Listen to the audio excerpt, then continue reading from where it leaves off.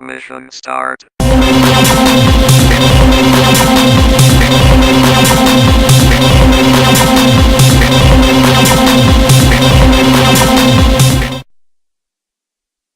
Hello everyone, we're back. This is Mission Start, episode 7. I'm your host, Anthony Bianis, and Happy New Year's, guys. Introduce yourselves to people who might have forgotten. Who are you? I already told you, I'm Anthony Bianis. I am the host of this podcast. Okay, never mind. I'm Alex, by the way. Yes, Alex, as well also known as Jeebus. And then we have over here the one playing the game right now at the same time, Nate, who's busy with his hands. I already said my name. No, you didn't. I didn't hear you. Okay. Alright, well, to just explain a few things, okay, let's just say we didn't do another podcast for a very long time because of a few good reasons. One, it was during the Christmas time, and we all have families to attend to, and we all had to go to families or whatever and do family things. And or, for me at least, I had finals to work on. So I had no time to do another podcast. I wish I could have, but I didn't. So, but we are back. Well, for now, until whenever we do our next podcast, which I don't know what that would be. And the website. I always fucking feel like it. Exactly, whenever we feel like it. Which is, this is probably the lazy man podcast for the gamer that is like probably in and out of the gaming industry, and we're just here to bring him back, or in this case, bitch slap him. But man, I am talking weird tonight. The website, like I said, it's, if you haven't seen it, check it out. It's been redone, or not redone, but more or less added a lot of cool shit, and we're getting more content into it, which is awesome. And as this will go up in the week of the what's today? The 5th? Yeah, the 5th. On the week of the 5th, by the end of the month, we will have our official website registered officially, and we'll complete all that needed to do. God damn it! I can't talk, but basically we'll have. Slowly breathe, calm down. Sorry, I'm just been excited. It's been a while, and my talking and my just everything about it's just been off. So, yeah. By the way, I'm keeping that in. So, so we are gonna have 2 or 3 segments. Depends on how long we can make it last, or depends what we can talk about.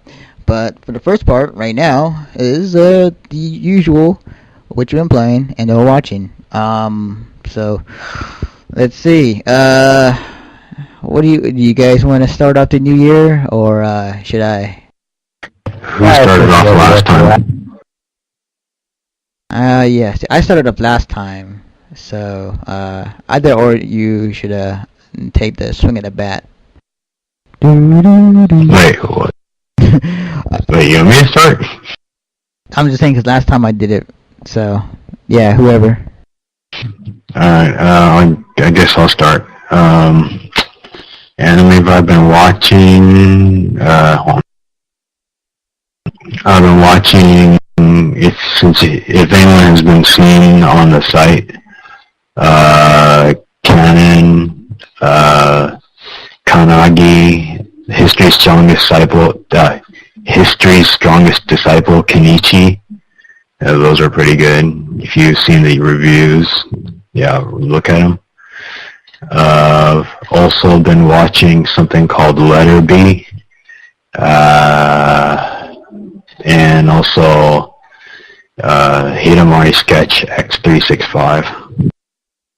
I saw some of those reviews you put up. They were pretty good. I read through them, and they're actually pretty good. and you got them out in the span of the first first 2 weeks of the month, which is pretty awesome. Okay, that's cool. What other stuff are you doing? Playing games. Oh, yeah. Yeah, playing games. Let's see, specifically, yeah, I'm trying to get to it right now. Right now I'm playing something called Mini Ninjas. It's an adventure game, something similar to that of Zelda. You play someone named Hiro, spelled Hiro, and you have to rescue your friends from... It's like a basic ninjas versus samurais thing. Samurais are basically the evil people, and they capture your friends, and you have to save them one by one. They eventually become your partners, and the boss battles are pretty hilarious.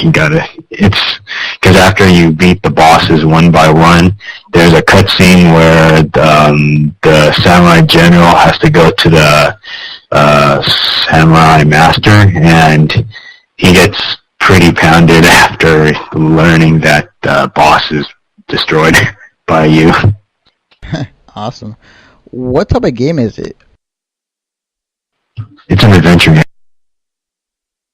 Is it like... Is the adventure game, is it like a third-person adventure game? Is it like a RTS or... You gotta...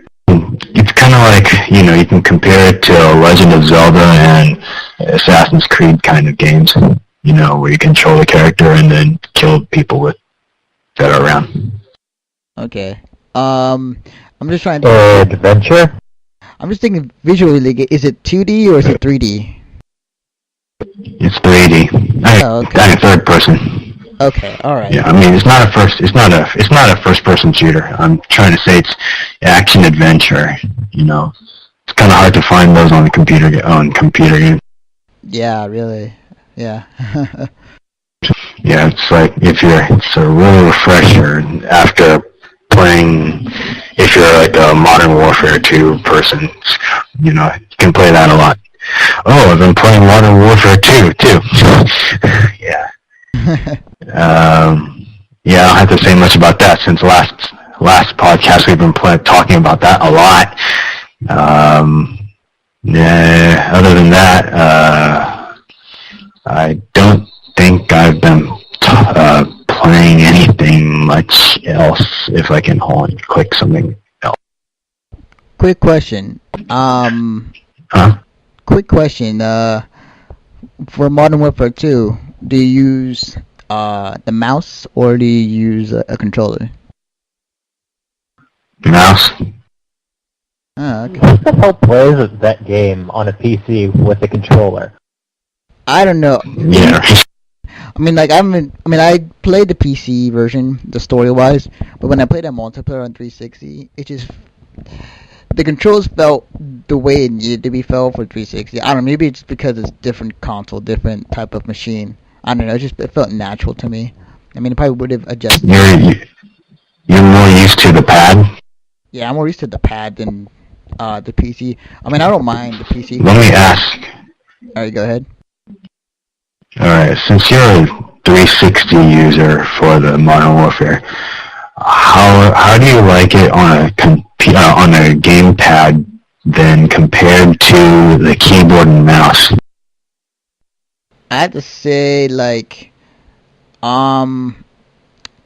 PC mouse, it's more accurate, and you can get more accurate headshots off. But you're more prone to you're running and you're trying to aim, but you have this kind of sensitivity where if you swing around your gun the other way and you try to aim right, you won't be able to get your shot off in time until you get shot or you get injured. Compared to 360, where even though the movement is slower than the PC, you're more accurate with the gamepad as well. So I mean, like it's like yin and yang in some ways. I mean, I'm indifferent about both controls, but it just for me the pad just feels a bit more comfortable to me than the PC. Well, I guess both of them have their own points of advantages, I guess. Right. And of course the ending to the story is pretty fucking awesome. Yeah. Oh, and then I think I realized that. Do you both of you guys remember the Mission Whiskey Hotel? I think so. Was that the one where they're I can't remember. All right. we gotta light the yeah, we gotta use the green flare. Oh, that one. Yeah. Oh, yeah. I don't know. It's just me, but I think that was a slight hint for the Modern Warfare 3, because talking about Moscow, the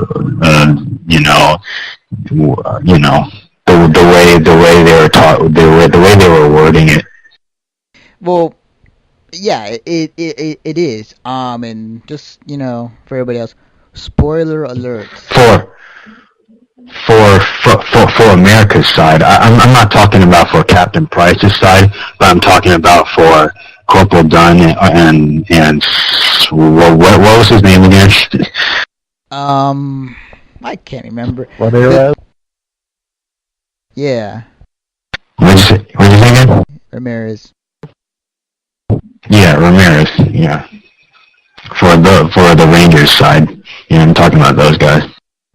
Yeah, they have the way it's set up right now. It is going to be another game, and it's going to continue on the story. The way that the story for the Rangers and how it's left off is basically the Rangers were had to escape Washington D.C. They were getting annihilated by the Moscow army, and they were getting their ass kicked on the east side. I don't know if it's going to be the same thing on the west side of the U.S. But last we saw, the U.S. is getting their asses handed in by Moscow. Makarov is still out there, and you still you have like the U.S. still in complete shithole at the moment. So yeah, definitely. I mean, like, it is going to continue off in the next game on the U.S. Ranger side is to see what happens. And now Shepard's dead. I'm pretty sure either there'll be a replacement for him or something will happen. We might get like the guy who drew with the whole time for the U.S. side might be upgraded to who knows, Corporal or whatever to replace Shepard. But who knows? I mean, I'm just saying, you're at least going to see a fight somewhere in Moscow in the next game. Yes, I would love to see that. Yep. Other than that, the other game I was playing was Operation Flashpoint Dragon Rising. It was a little bit older than Modern Warfare 2, but it's okay. Yeah. How different it is between that and Modern Warfare 2? It's nothing like Modern Warfare 2. I mean, if you see comments like, talking about that compared to Modern Warfare 2, you shouldn't listen to it because it's not, you shouldn't compare it to a normal first-person shooter, because it's more like a tactical-based shooter. It's like, it's more like, because you're controlling not just yourself, you're controlling 3 other people as well. So it's like you should compare it to you're like the eyes of a Marine in StarCraft. You should compare it to that. Oh, so it's like a first-person shooter and an RTS at the same time. Well, yeah. Yeah, you can say that. Like, it's like, you're the Marine Terran inside a huge area of land in StarCraft or something like that, and you got to go to certain checkpoints in a certain given amount of time. Otherwise, and then you can either kill certain people or you can try to slip past them to complete the mission. And there's also secondary missions to do that, for the mission. And then after that, once you get to a certain checkpoint, they'll give you the next mission, and then second mission, the final mission, and all that. Nice. Sounds interesting. But as you said, it is no modern. It is not a no comparison or no contest between that and Modern Warfare 2. Right. It's not Modern Warfare 2. Cool. Anything else? Nope, that's it. All right. I'll go out of order and I'll go next. Lately, what games I've been playing, and that's lack of, just for the fact that I've been busy making costumes. I've been playing actually a lot of Team Fortress 2 lately. I've been playing just some of the classes, and I have an urge to get the weapons that I don't have. And the whole war that started with Valve and Team Fortress 2 that they started, or this kind of event that they made up like a month ago, or like a few weeks ago, it happened. It was pretty awesome. It was, just briefly to talk about it. They had this contest between the Demo Man and the soldier, and they have a war between, or they had a contest like who gets the more kills, the Demo Man versus soldier, and you get a point if you kill a Demo Man, or if you're a soldier, you get a point for killing the Demo Man, and vice versa. And eventually, whoever won the war between those two classes will get a special weapon or special equipment to have at the very end. And as time goes on, they actually unveiled new weapons for both classes. The Demo Man had what it's called the Islander, which is like a sword that you get to equip with your Demo Man, and it's an awesome sword, and you can do like complete head chop heads off easily. But the problem is that it sucks away your life at the same time. And then there was, for the soldier, like this kind of upgraded, more accurate rocket launcher that they have called the Direct Hit. And I played. Let's see. I played both classes. I managed to unlock the Direct Hit, and the Direct Hit feels a lot more accurate when you shoot something like, say, Demo Man or any other whatever player. It's more accurate, and it's actually pretty awesome. But all in all, Team Fortress 2 lately for me has been like really addicting. So I've been playing that a lot, and I managed to finally get some achievements, and then finally get my final weapon for the medic. I can't say the name of it, but it's the first weapon you get for the medic when you unlock like 10 achievements. It's the one where it's like the syringe, but it's just basically a better version of it, where you shoot and then you get... Blood Saga? Yeah, I got that. So, I've just been playing a lot of that, and it's pretty fun. I mean, it's probably the right time, or like kind of like it's like one of those games where you can fall back on in case you have nothing else to play, and you could just go back and play some TF2 and gain some achievements or whatever. But yeah, and then other than that, I've recently just put in the demo of Metal Gear Solid Peace Walker. I started playing that a little bit. I really loved the intro and what they had with the PSP game. They had it to where you're Snake, or they call you Big Boss, and you go down to the beach. And you see these other soldiers doing training in the rain, and so by going through the tutorial, they have you show off, what what each button does and what each move does or what you can do. No, it was pretty cool how they introduced that, and then from there they rolled out with the artistic cinematic that they had for introducing the storyline, and they did it in the way of Do you guys remember the Metal Gear kind of like it was released on PSP. It was like comics in the style of kind of like how the cover art is for the Metal Gear series. Portable Ops? Not Portable Ops, but they released like a comic book, kind of like on PSP, and it was just kind of like a story of Metal Gear Solid 1, but just all artistic kind of drawing and then voiced over. I forget what it's called, but they had this really cool art style that they had when they're doing the cinematic, and the way to introduce the characters too, and yeah, it was the story. Actually, the funny thing is, at the beginning of the game, you actually figure out, or you kind of actually understand a bit more. You get to understand the story a bit more better than you ever did in the other Metal Gear games. So it makes sense in the beginning of the game. I just started playing it. The cool thing is with the controls, you get to choose. You can have the control set up to where L and R are like your action and your shoot buttons, and your D-pad actually becomes kind of your select button for your weapons. And then you move with your mouse pad or your little joystick.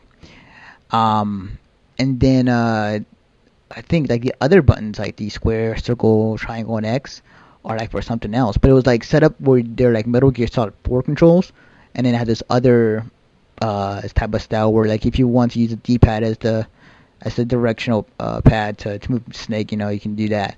So the control schemes I do really love. The voice acting, of course, is top notch. You got David Hayter returning as Snake. You got the other guys coming into play. And then you got the new character Paz, which is kind of everybody doesn't know, but like for people who kind of want to delve into it, like Paz is she's the daughter of Snake, and she comes in and kind of helps explain the situation to Snake. And ironically, her name means peace in Spanish. And from there, I still need to finish the demo. I really want to, but I've been busy. But I want to finish it and then put something on it on the website. So that's kind of the two games I've been mainly playing for the past month or so. But quite entertaining though. It's pretty good. And then That's my turn. Oh, do you have more stuff? I was gonna say the anime. I mean, like just real quickly. I finished Oh yeah, watching. finish up then. I finished watching two anime series, and that was Neon Koi and Sotekai no Ichizan. And between the two, Neon Koi, real quickly, it's average. I'll write a review up soon. I've just been busy, but I'll write a review of the two animes. But it's just been average. It was like it started okay. It had this interesting plot where the main character has to do these cat deeds, or else he'll turn into a cat himself. And then there's this love story or kind of love crush that he has. It is one of those Harlem animes, which I would love. Harem, not Harlem. Harlem, sorry. Yes, Harlem. Harem, not Harlem, not hair lip. Harem. Harem. Alright. It was Oh man, how much are you going to decapitate that? until I get it right. It'll be my New Year's resolution.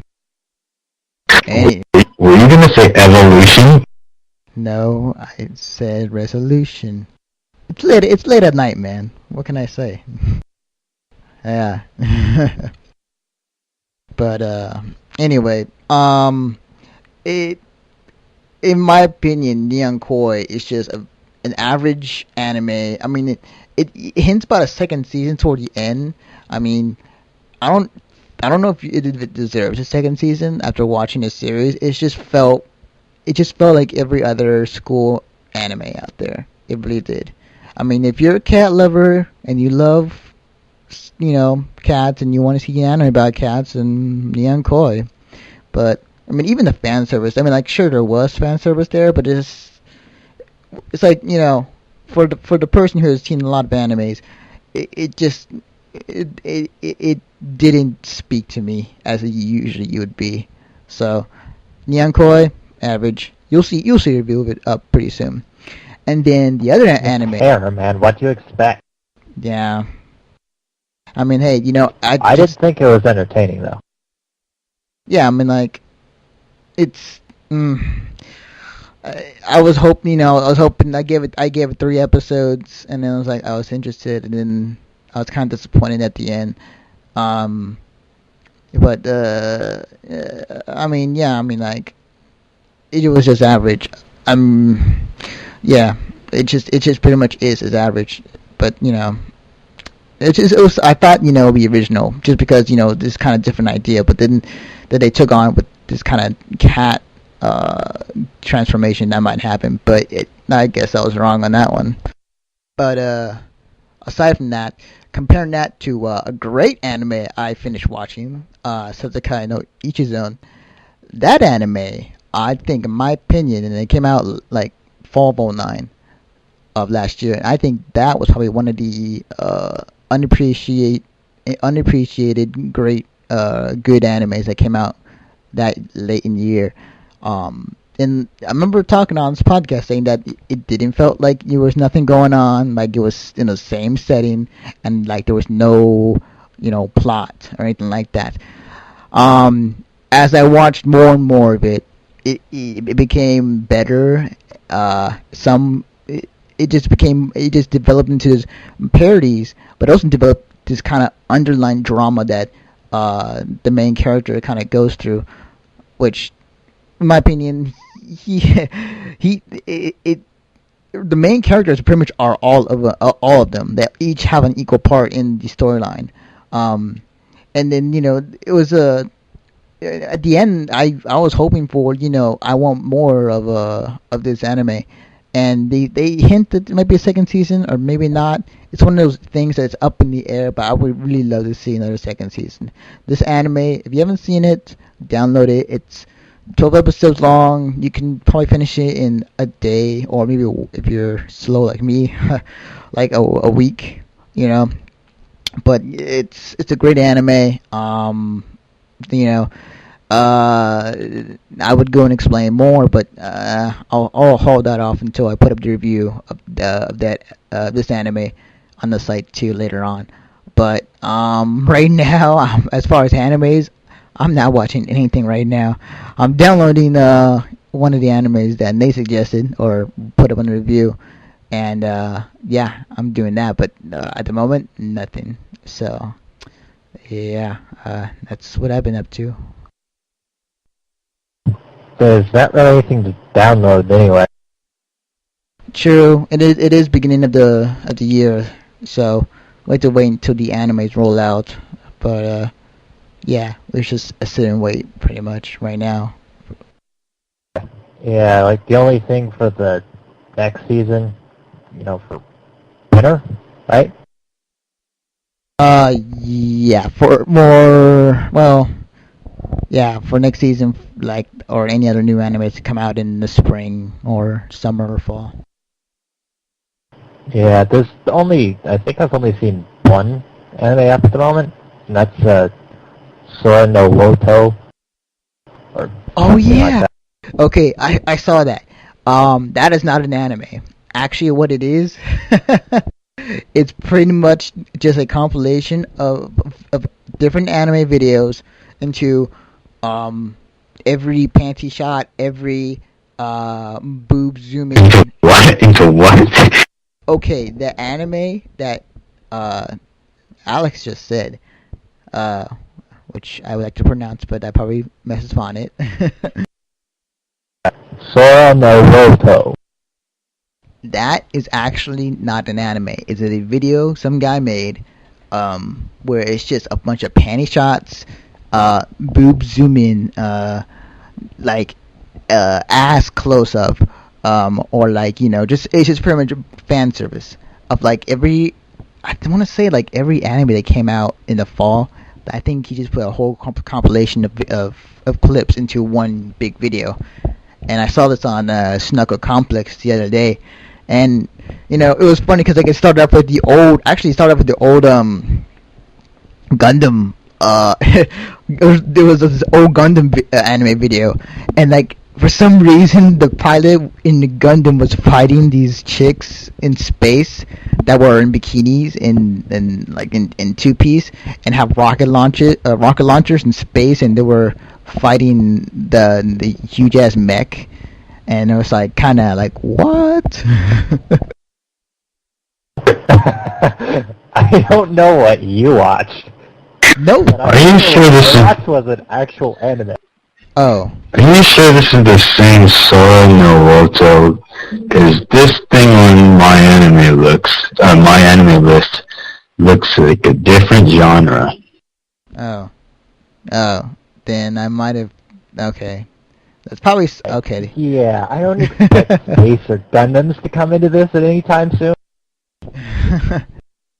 Okay. Was there a Gundam with a trumpet? No.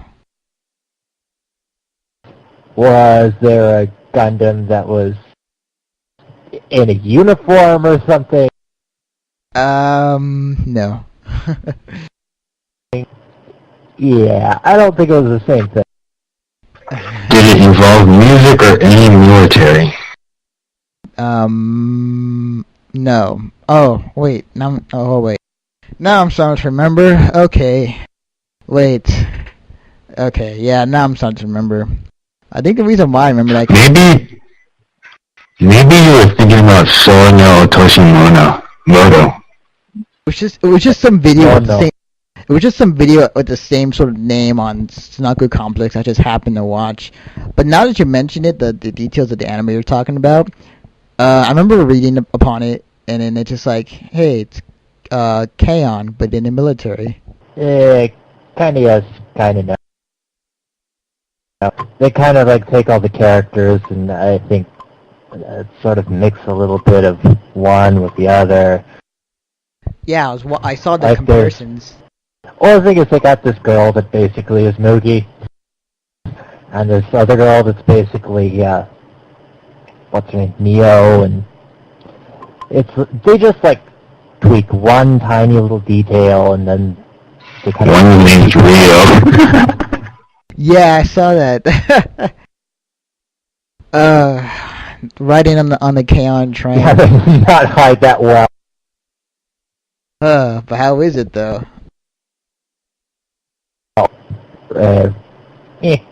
It's a little too early. I can't really say I'm hoping for much though. Right. I mean, the animation is fairly detailed, and you get to see some nice views of like the village and everything. But Okay. How many episodes have been released so far? one, Oh. Oh, it's okay. the start of the season, dude. Okay. Well, I might check it out. I don't know. Planning to watch. Yes.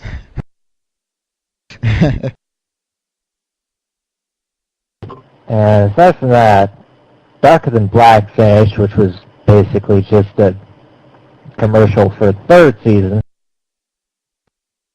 Watched some Aoi Bungaku. I basically watched the entire thing except like the last episode or 2 episodes. It's one of those like 2-parter things that they kind of like just sew together. One of those. Yeah, I think they had a couple of those, actually. It's good, but it's kind of twisted. How twisted are we talking here? Well, let's see. There's this one episode, well, actually 2 episodes that kind of have... It's funny, their stories are actually kind of different ones. Like, I think there's 6 separate stories, but they do them in 2-episode kind of sections. And so, there was one where this guy was basically, he like lived in this jungle and he was kind of a bandit, and he was, he would basically steal things from people, except, he would, he wouldn't kill them, he would let them go if they, basically ran away naked. Okay, go on. I'm actually interested now. Well, the thing is, that would only happen with the guys. With the girls, he would basically make them his wife. Ah, okay. He has like 8 exes, and they all live with him in the jungle. How fortunate. So this guy's pretty much the Japanese version of Tiger Woods, right? I wouldn't go that far. Okay. I don't remember Tiger Woods ever going into the jungle and beating people over the head with a golf club. I know. It's just more of the, you know, 8 ex-wives comparing to double the amount he has. Yeah, I know. That's not even the weirdest part. He gets this new wife, and of course she's like this whole beautiful, loyal girl or whatever from the city, and basically she kind of manipulates him into killing all his other ex-wives. Alright. Yeah, and then also she forces him to carry her back over to where the ex-wives are before that, and then after that, she forces him to go back over to the city so that they can basically eat something besides gigantic boar. And basically, to spoil the ending, well, first, one thing that is really twisted is the girl, once they get to the city, the guy's still stealing from people, so he's like killing them, and for some reason he decides, hey, this is a good idea, I'll bring her back the head of the person I just killed to get their...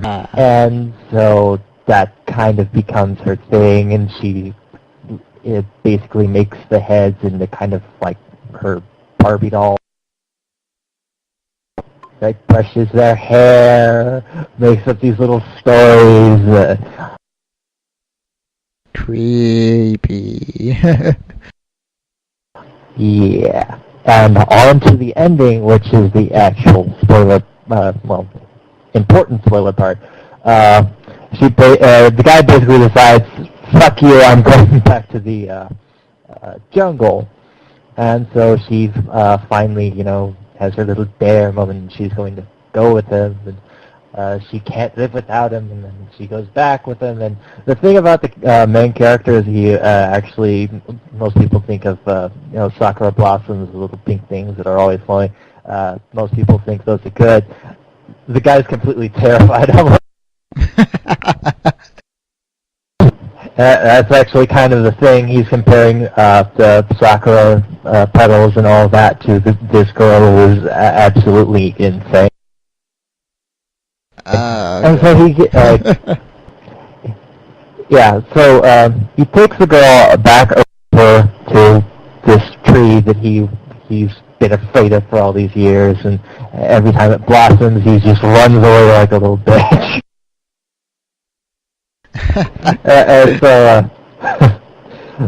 So finally gets there, and I think they're like reminiscing as they go there, and he's like, I remember you were carrying me here before, and, all that, and they finally get there, and once he gets there, he chokes the shit out of the woman.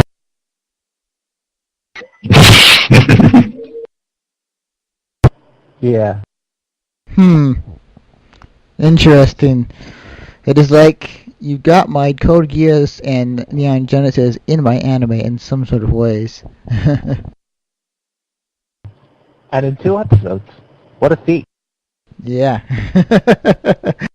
Oh, ingenious! Yeah, so he... No, I'm just saying, brilliant! Yeah, so he does, obviously. Nice, very nice. And let's see. Finished Toaru Kagaku no Railgun. Oh yeah, I kind of been loosely knowing that series a little bit. Didn't it just release its last episode recently? No, I don't know if it's the last one. it still has like half a like 12, 13 episodes left. Oh, okay. Just the subbers are taking a holiday, you know. Who wants to sub right now? Okay, I gotcha. How is it so far, in your opinion? Because I kind of been wanting to watch it. I've just been curious about it. I like it. I mean, there are some times where it's just basic, you know, humor. Sometimes it gets pretty serious. Sometimes you just don't understand it at all, but you eventually just get to the point. I mean, even though it's just straight up good, that's all. It's better than Index. Yeah, it's pretty much. Oh, okay, all At right. the very least, it's kind of more genuinely funny. I mean, yeah, because the last episode, the main character, we'll just call her Railgun. I mean, because I can't remember her name right now. She wanted to wear this. Yeah, Misaka. She wanted to wear this outfit that she saw in the mall, which was pretty childish looking. I mean, it was all full of colorful polka dots and frilly and everything. And I think it was a child size, but she didn't want anyone to look at it, and so she waited till like the end of the episode and no one to see her, so she was able to wear it. And when she did, she went to the holographic room, which it was basically a beach area, and because they were supposed to wear these beach outfits to model for a certain group of people and advertisers or something like that. So she went to that area, and then she accidentally turned on the camera, and then her whole entire picture was shown outside on the building live, and then the Toaru Majutsu no Index main character, which is Toma. Yeah, Toma. Yeah, the main character, Toma, saw her, and she was like, "What the hell?" And it was like, and then she's like, you know, oh man. Awesome. Yeah, it might have helped us list Kuroko in the next part. Yeah, so in many ways it's pretty good. Hopefully it gets better. Okay, I'll probably hop on to it next week. Probably will. That or probably my downtime after playing a shitload of Mass Effect. And on a slightly related note, the game I've been playing recently is Dragon Age Origins. Oh yeah. So I know you've been playing a lot of it, and you already know my opinion about it. But For people who don't know... Yeah, Zelda's Mass Effect, I know. Gotta admit, there's probably a lot more shit in it, though. Very true. That game has fucking 60 hours worth of shit, plus if you want to do the side missions, or if you want to replay the game as a different race. It's just, it's a shitload of stuff in there. I wouldn't be able to get through the game, just for the fact that there's like so much shit you have to go through. I mean, there's good shit, but it depends on taste. Sounds like my kind of game. I don't want my games to end. Yeah. And then of course you can have sex with, any person really, including an elf, which people think an elf equals woman, when actually, in this game, elf equals man, which means you can have gay sex if you wanted to. Yeah, I'm not going to be testing out that part of the game. Yeah. We're doing... Over? I was just making fun of the blue alien thing from Mass Effect. Oh, hey, lay off. She may be blue, but she's mine. At least she's a she. Exactly. Yeah. I might have a blue alien child in the next game, so I don't know what may happen, but go on if your Dragon Age talk. Yeah. Yeah, I was going to say I'm going to do like one playthrough as like warrior and then one as a mage, but they're both going to be male and they're both going to be, fucking women. Yeah, there are a lot of people that have some really weird tastes. I'm not one of them. So for people who do not know what Dragon Age is, what type of game is Dragon Age? Simplest way to put it is to take an MMO and put it offline, and that's basically what. Okay. I know that. I remember watching about it. That Dragon Age, it's like it's in this fantasy, fantasy where there's orcs and there's mages and wizards and whatnot. But you have this kind of wheel that you or you can pause the game and then like Mass Effect, choose what whenever you're in a battle with a party, and you can choose, which person can do what, a spell or a different attack.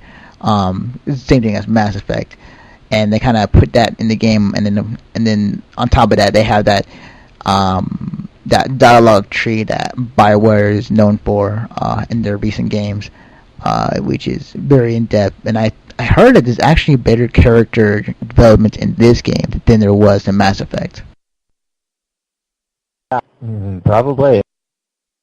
I know I'm finding the interactions to actually be more entertaining than the gameplay, personally. Hey, tell me this. To an extent, at least. Yeah, I remember you telling me the story where you were with this merchant and you were talking to him, and then... Oh, yeah, I remember that. The thing is, I'm still kind of like... sometimes I go into an area and I don't really... I save, and then I kind of just fuck around for a little bit.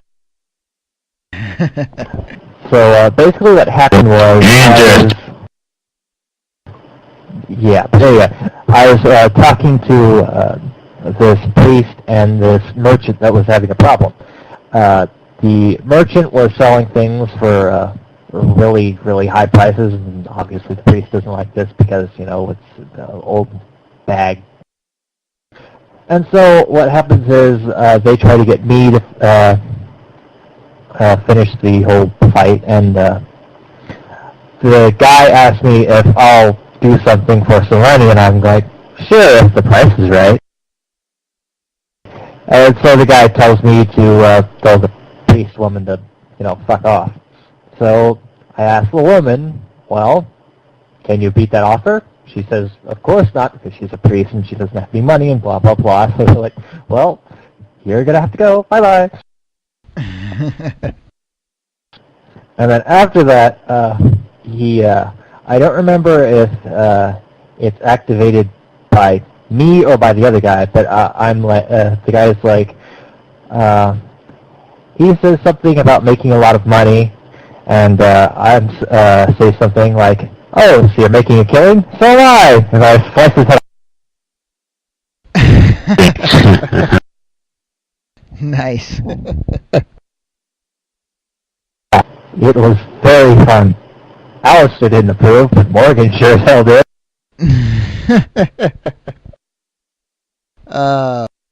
Very awesome.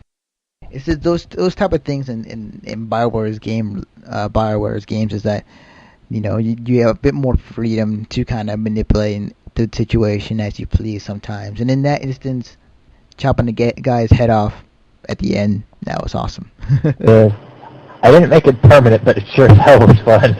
Yes. Also, the dog was a thing where, as one of the like talking things, instead of actually talking to the dog thinks that there's something around that he can get, and you can kind of send him off and he can get it. One of the times it was a pair of underwear. What type of underwear are we talking about? Women's or men's? I'm not sure.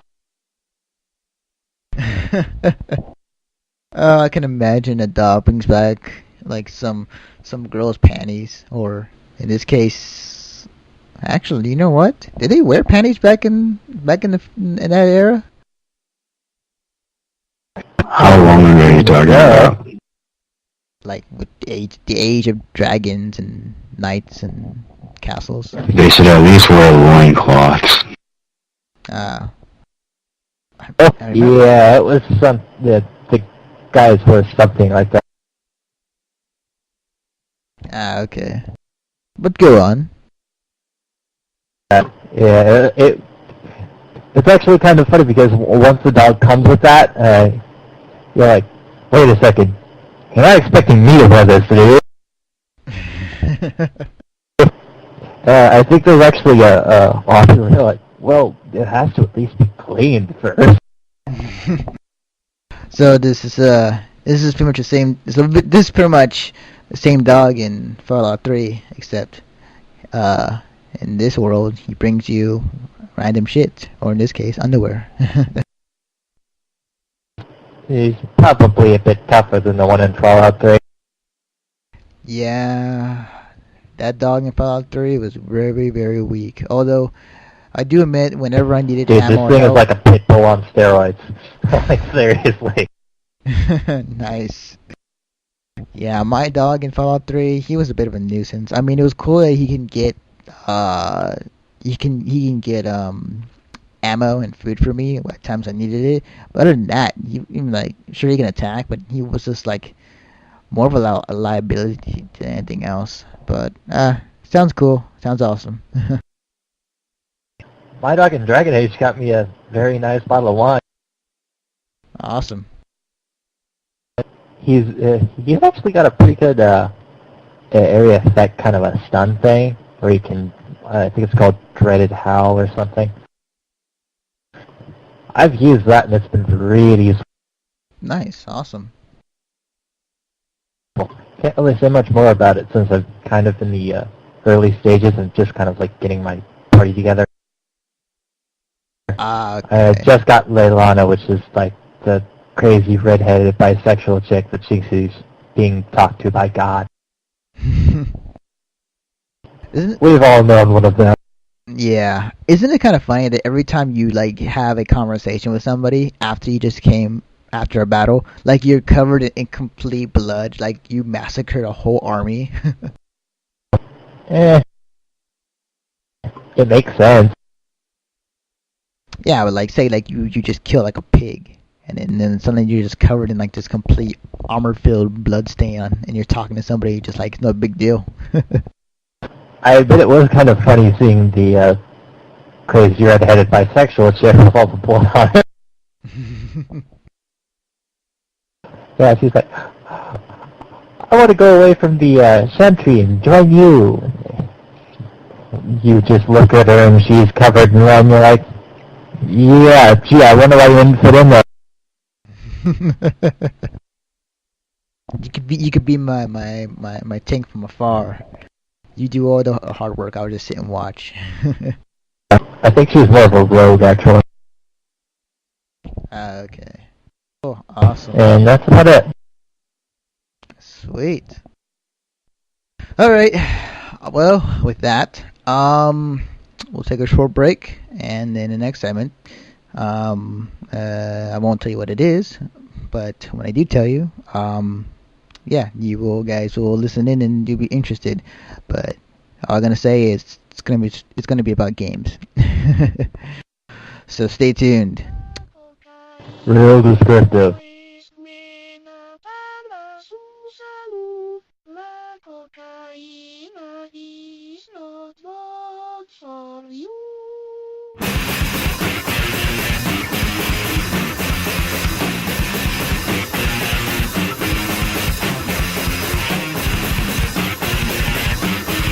Hello, welcome back to Mission Start episode 7. As we are back, I didn't say what we're going to talk about, but I will tell you now. The topic we're talking about is that all the games that were released in the fall, or we're going to release in the fall, were pushed back to spring of 2010. It is now the spring of 2010, and now we're already in the kind of midst of the games that are coming out, but also the fact that there are more intensive games coming out this spring than there ever have been for the past several spring, fall, whatever lineup you want to call it, the past several years. So, to quote from a Red vs. Blue comic, as Gus says from Red vs. Blue, wow, there are a lot of games coming out this year. And then Griff, yeah, it's ridiculous. Halo Reach, Fable 3, WoW, Cataclysm, Splinter Cell Conviction, Super Street Fighter 4, Bayonetta, Skate 3, Red Dead Redemption, Dark Void, Darksiders, Dante's Inferno, Final Fantasy 13, Blur, Bad Company 2, Alan Wake, Dead Space 2, Star Trek Online, God of War 3, Star Wars The Old Republic, Crackdown 2, Dead Rising 2, Arkham Asylum 2, Star Wars The Force Unleashed 2, Guild Wars 2, Just Cause 2, Heavy Rain, Green Day Rock Band, Rage, StarCraft 2, Mass Effect 2, Bioshock 2, Lost Planet 2, Divinity 2, Mega Man 10, Tron Evolution, Spec Ops, UFC 2010, Medal of Honor, Prince of Persia, Canon Lynch 2, Alien vs. Predator, Singularity, Split Second, Max Payne 3, Ghost Recon, not to mention all the music and sports games. Dude, a hero, right? And then Griff responds, I'm getting the gamer performance anxiety. So you can see that all of these games are coming out this spring, although Splinter Cell Conviction was delayed a few months later, which is, all good for us.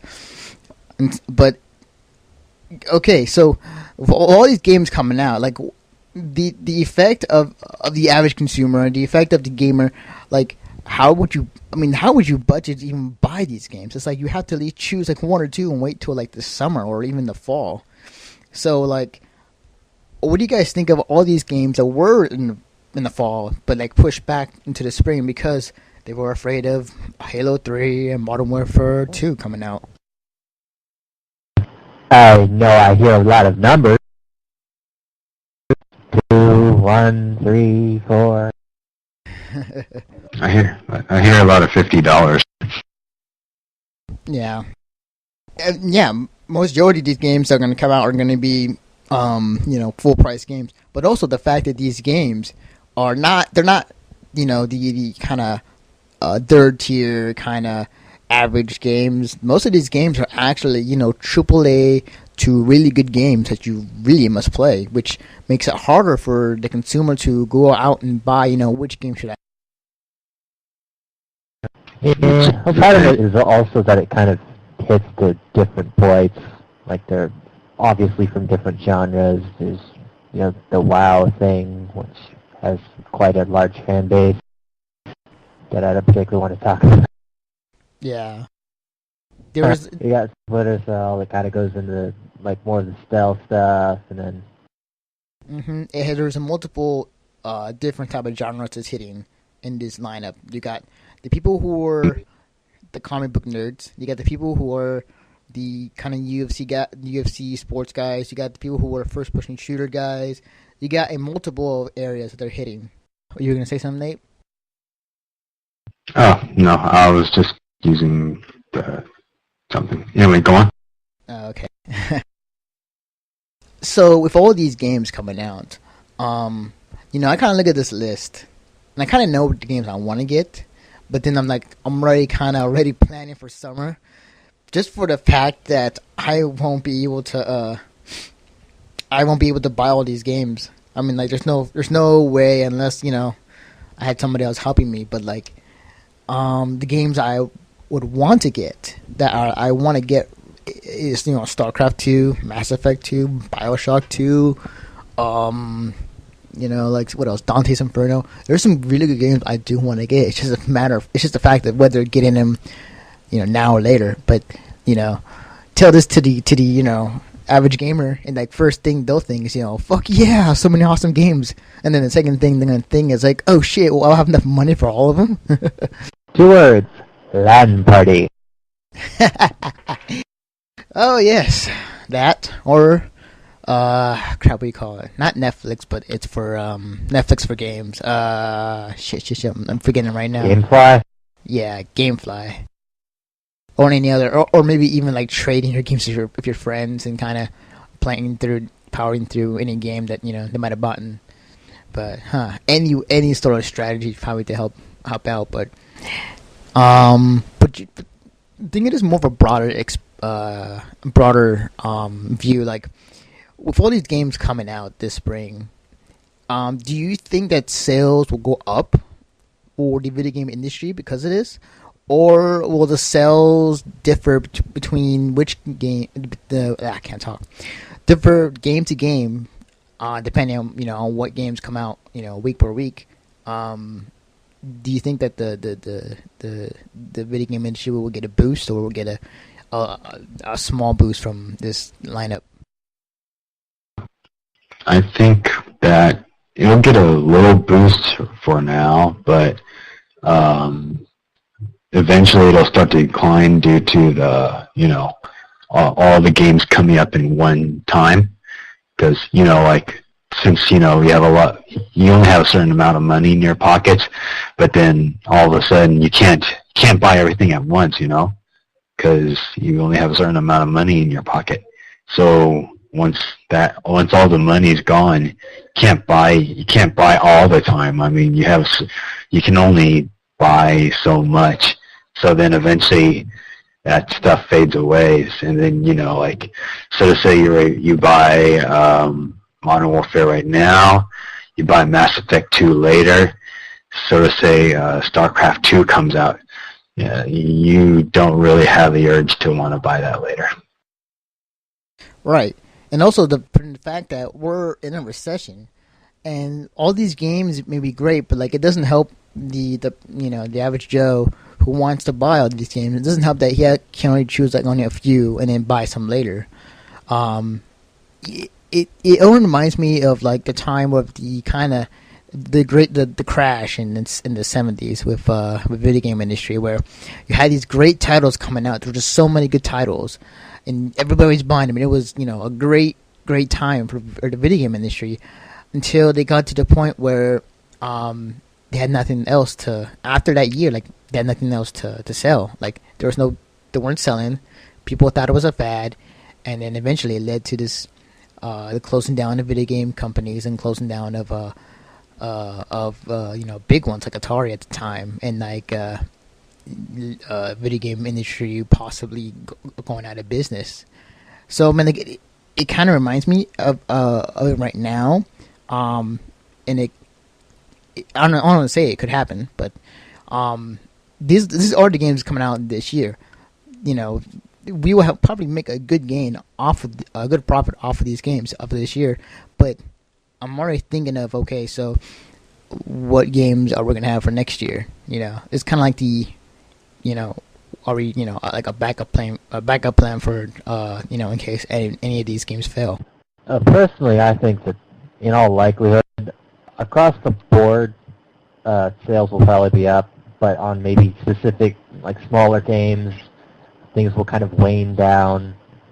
Because I don't really think that there's enough money for everyone's probably going to like buy one or two games this quarter or whatever, but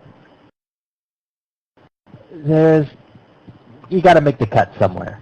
I mean, nobody's going to go out and buy every single game, even if there's probably like several games in each genre that people can pick, and they're going to go for what they want, or maybe they get one from this genre and then another from another genre, and that kind of like gets them through the year or half of the year. Right. True. That is true. What do you think, Nate?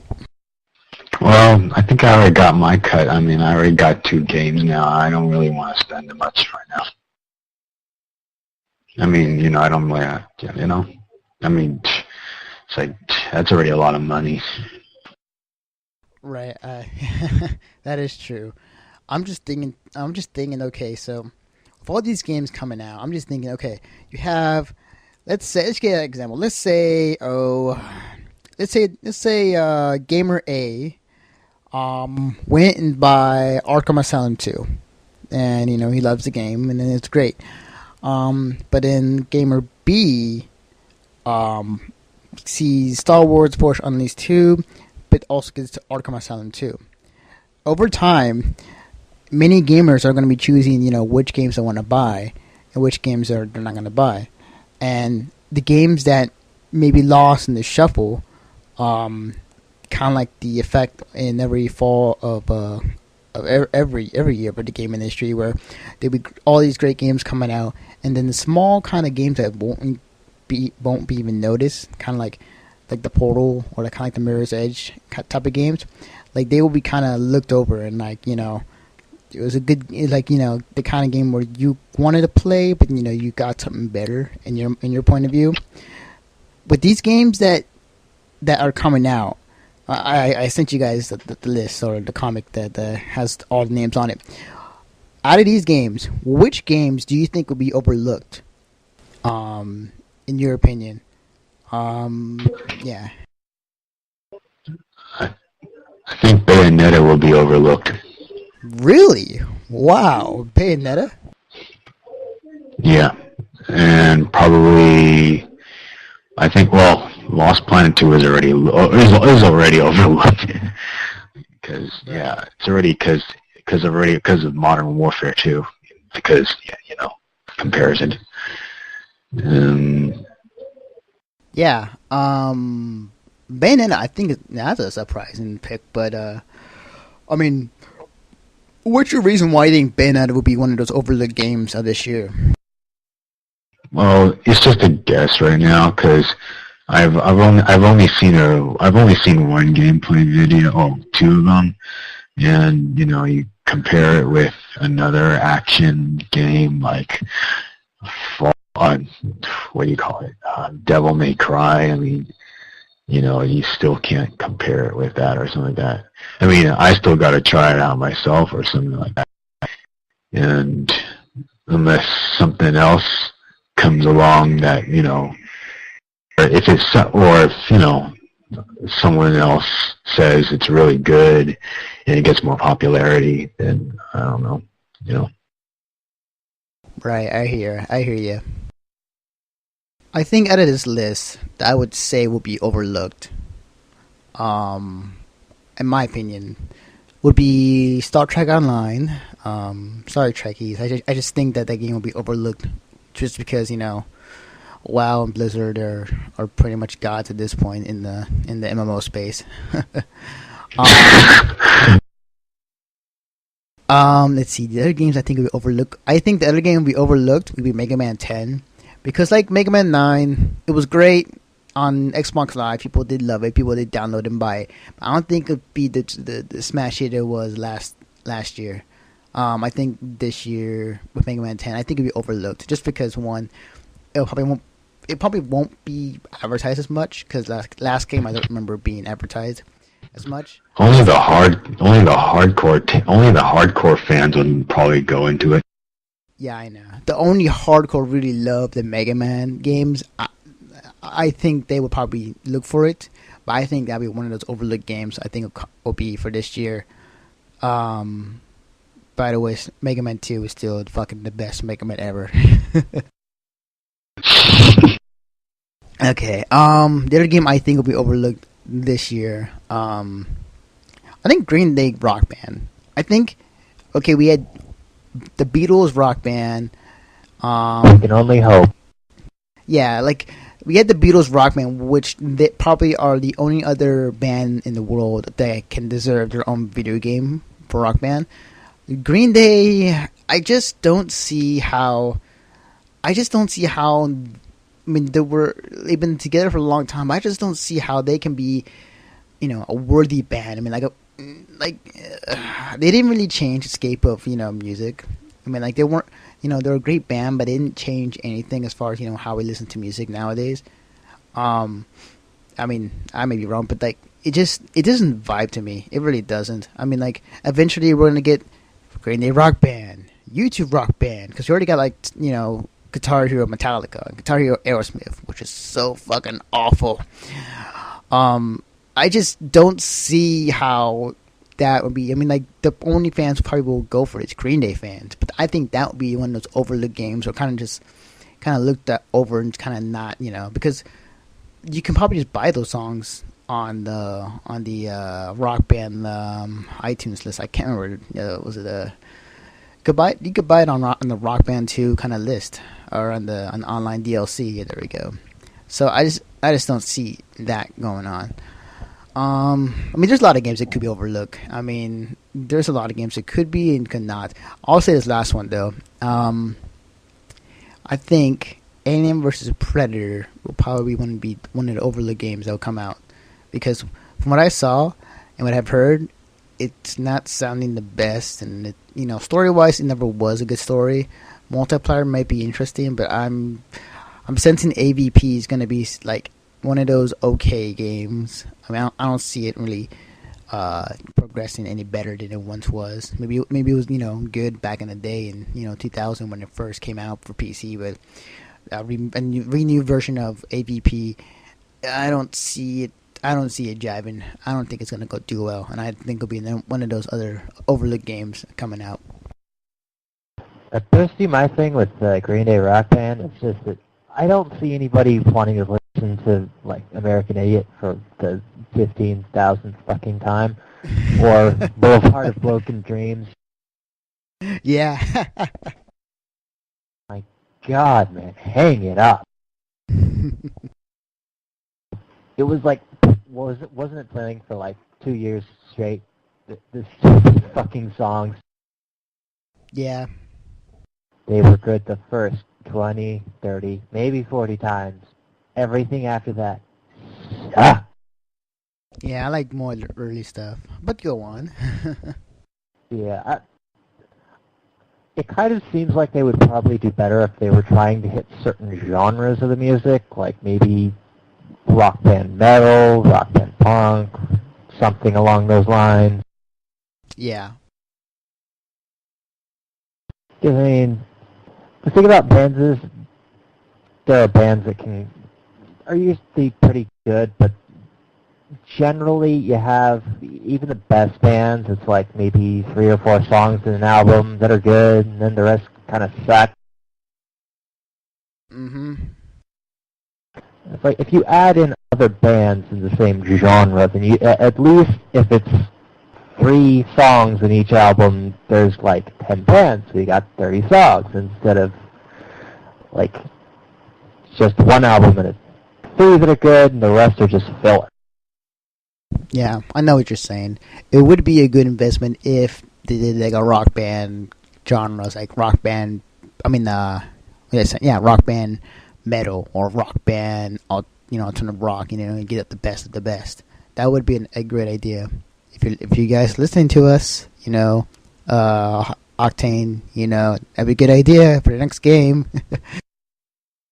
I'd like some royalties, please. Yes, royalties. But do go on. Yeah, I just don't see it going very far. the whole Rock Band thing, it just seems like they're kind of trying to justify people buying all the peripherals in order to use it and just sort of adding games on. Mm-hmm. At one point, eventually, we gotta ask yourself, like, when is it too much? Like, how many plastic instruments do we need in our household, really? Well, we have Rock Band Camp. That's when we know shit's really hit the fan. Oh, yeah. That and we'll eventually get to Rock Band, old school or Rock Band country. Maybe Rock Band techno. But any other games from that list you see could be also overlooked this year? Let's see. Just from my intuition, I would say I kind of don't really think that Skate 3 is going to have much impact. I mean, maybe it will because of how I'm not sure that Tony Hawk's game with the skateboard, the actual board as a controller, that probably may have. Oh, that game. I don't think it really went very well. Yeah, that game sucked, dude. the Tony Hawk game. Oh man, that was so bad. It was funny too because I saw you saw that video of that dog on the skateboard, like nailing all these tricks off of it. No. Oh man, it was so funny. This dog was just sitting on the board, and like it was funny because he was actually kind of sitting there, and like he was on the, just kind of moving around, and he was scoring points on the game, and he actually at one point like he sat on the back end of the skateboard and it made it spin, and like he was able to like nail a trick and like get like I don't know like 1,000, 2,000 points. It just proves that kind of skateboard idea that they had for it was just a really awful idea, and it was just so bad. But I can see why Skate 3. I mean, like Skate 1, Skate 2 was great on its own, and I think it could have been just left alone with DLC. But like if they bring along Skate 3, it's almost kind of going down towards the Tony Hawk kind of era where they, what else can they throw in, type of deal. Yeah, I really don't know if they're going to be able to bring anything new to it. Yeah. Anything else from the list? Yeah, there's like 5. Go on, my brother. Preach on. Alright, well, the ones that haven't been touched on, I would say probably, I don't even know what the hell Rage is. Rage is that game that it's making that they kind of showed like a trailer to like a year or two ago. It was basically, it was their new IP. I'm trying to think. Think of Mad Max, but like really brown. Like the entire world is like really brown and gray. Sounds inviting. Who knows? But yeah. Kind of like Borderlands without the cell shading. Yeah, pretty much. Okay, I don't think any more needs to be said about that. We haven't seen anything new out of Rage as far as, new gameplay footage or, anything new. But, yeah, Rage could be one of those overlooked games that, possibly nobody cares about. I mean, look at the last 8 games that they made. Doom 3? Wolfenstein. Yeah. Not the best, but, average okay games. And aside from that, I don't think I've really seen much of a Tron Evolution. Nor have I. I think, well, see, that's going to be interesting. It's just the fact that if it nails as far as new stuff they can bring into it, but also kind of nailing that nostalgia of what the movie brought. Yeah, we haven't seen much of it. It could also be overlooked. But isn't that like is that movie come out this year? Tron Evolution, or that Tron movie they're working on, or is that next year? I'm not sure when it's supposed to be. Yeah. Yeah. Okay. All I know is I just don't expect anyone. I don't see this being on the list of anybody who's like under the age of 20. Very true. Yeah, they're going to probably say, "What's Tron?" They're going to say, "What's Tron?" Oh yeah, and I remember this game. Actually, I think now that I remember, I think this game is supposed to come out with the movie, so it has that tag of a video game movie, which all video game movies have never been as great or never been as good. The only games that were as good were Spider-Man 2, I think, maybe 1 and 2, maybe. But as far as it goes, as far as video game movies. There was one recently that was pretty good. Can't remember the name. I don't remember at the moment. Yeah. But sure as hell was an Iron Man. Oh yeah. So, what else is your picks for Overlooked game of the year? I guess, I'll just go with 3. Kane Lynch 2, Alien vs. Predator, Singularity probably. Okay. Kane Lynch 2 was an interesting case because didn't the first one it didn't sell that well? Like, it was average, and then there was a whole debacle that happened with GameSpot and how, they were trying to make Jeff Gerstmann review it and then re-review it just because he gave it a low score. Yeah, I have no idea about any of that. I just know I heard it didn't sell well. I heard there was going to be a second one. Like, why?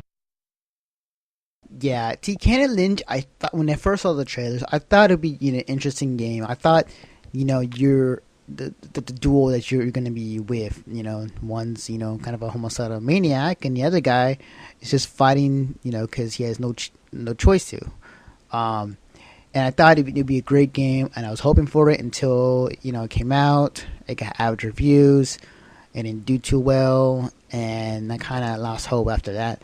Making a second game, I guess they made enough money to the point to where they can make a second game. Although I'm kind of asking too, like, why are they making a second one? I mean, the first one was okay. I don't know how the second one will be. I mean, like, as far as how they're going to improve upon it. I mean, if they are going to make the second one, I'm hoping that they improve a lot what they messed up on the first one. And we're talking about major stuff that they fucked up on. I have no idea. I haven't played it.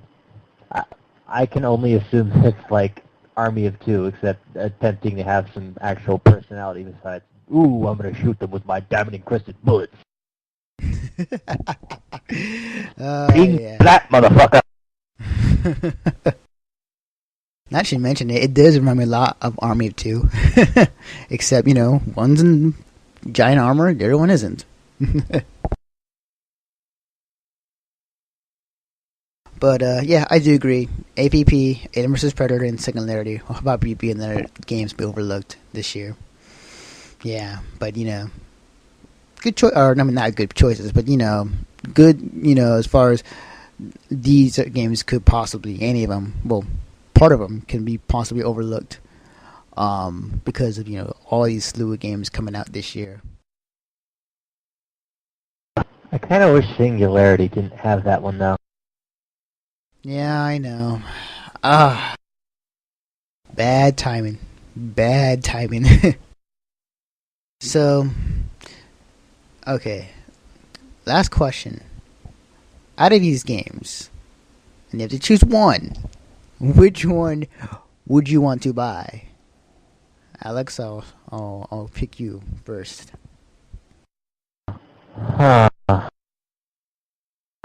I'd say for me, it's kind of a three-way between probably Final Fantasy 13,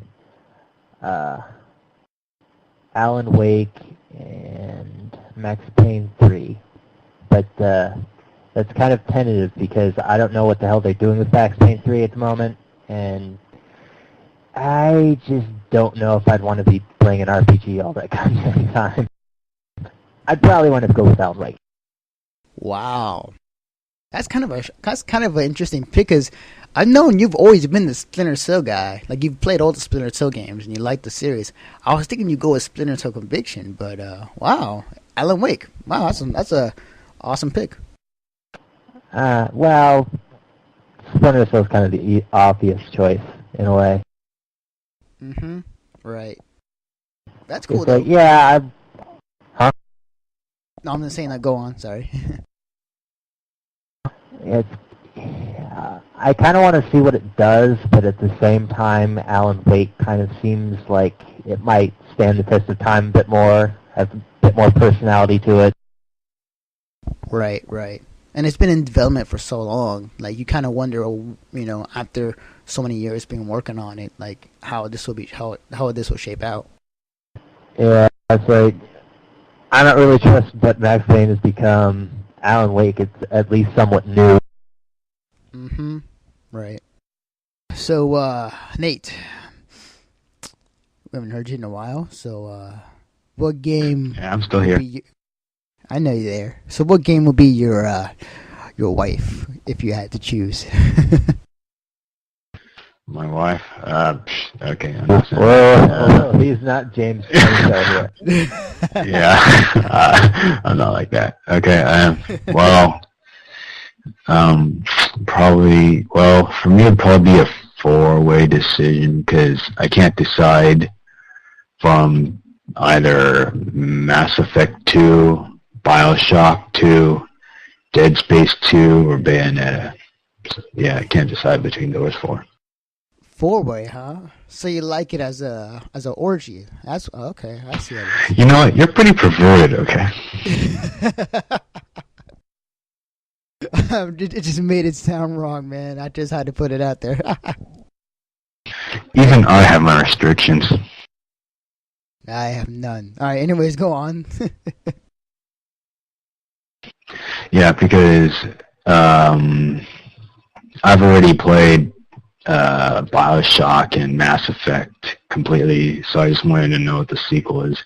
Even though I already played some of these games already, I can already predict what they'll look like and how they'll end. So, but these two, Mass Effect and Bioshock, they look like they'll have unique twists in it. As for Dead Space 2, I haven't finished the first one yet, so I still got to get back to that.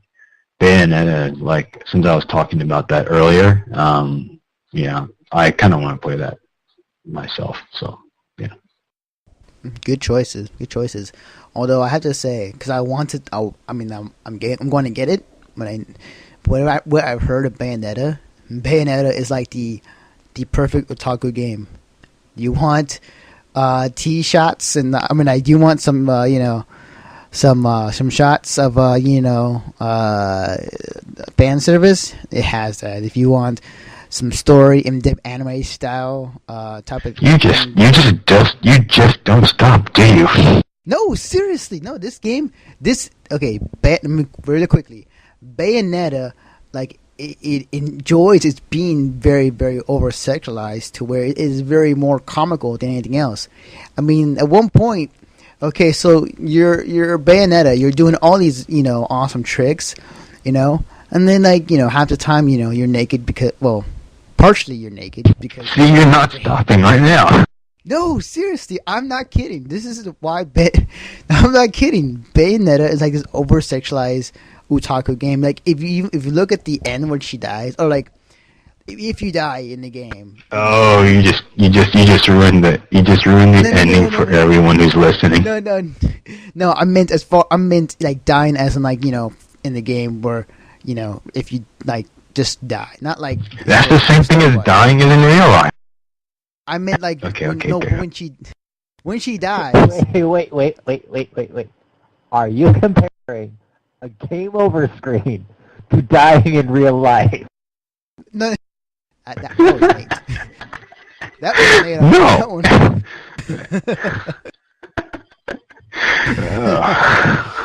Wow.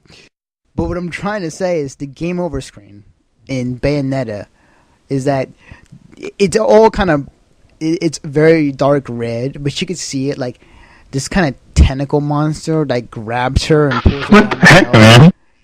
And like there's a close, like if you like look really closely, like the tentacles are like groping her big tits. Like, anyone under 16 should turn off the file right now. Oh, we're gonna get explicit tags so much on iTunes. Fun times. Anyway, Bayonetta is an awesome game, and I'm going to get it. It's pretty much Japan the game. That's what I'm saying. All right. To be fair, you should expect perversion from him already. Yeah, that's true.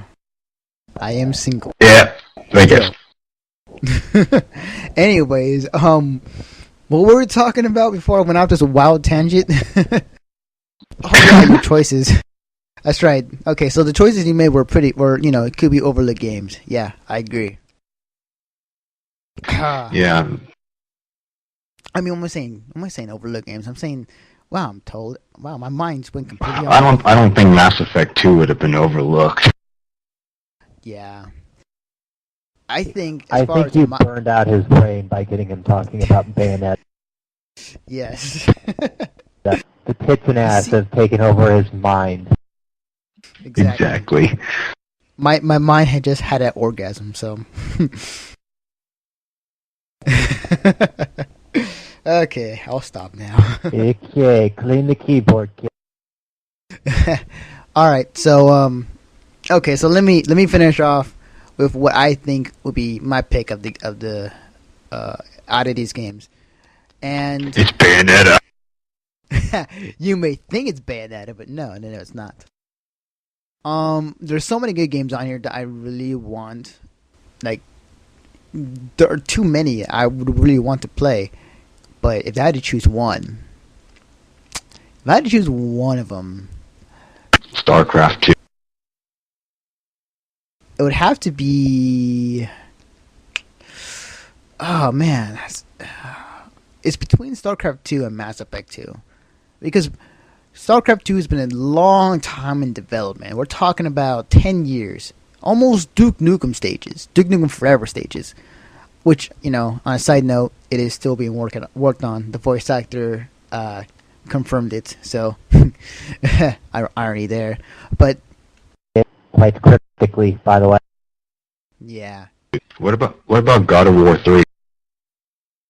See, I would say God of War 3 if I had a PS3 and if I played, past God of War 1 and 2 on the PS2. I did play it for the PSP, which was fucking awesome. But I mean, like, if I had a PS3, which if I had, then yes, I may say God of War 3, which wouldn't be a surprise. But at the moment I have a PC and Xbox 360. But out of those two, StarCraft 2 and Mass Effect 2, out of these games, StarCraft 2, as I said, long in development, and I've been a StarCraft fan since the beginning, and I've been waiting for so long for the second one to come out, and to see new details on on the new story wise, in multiplayer, and kind of everything coming out, especially for the Protoss.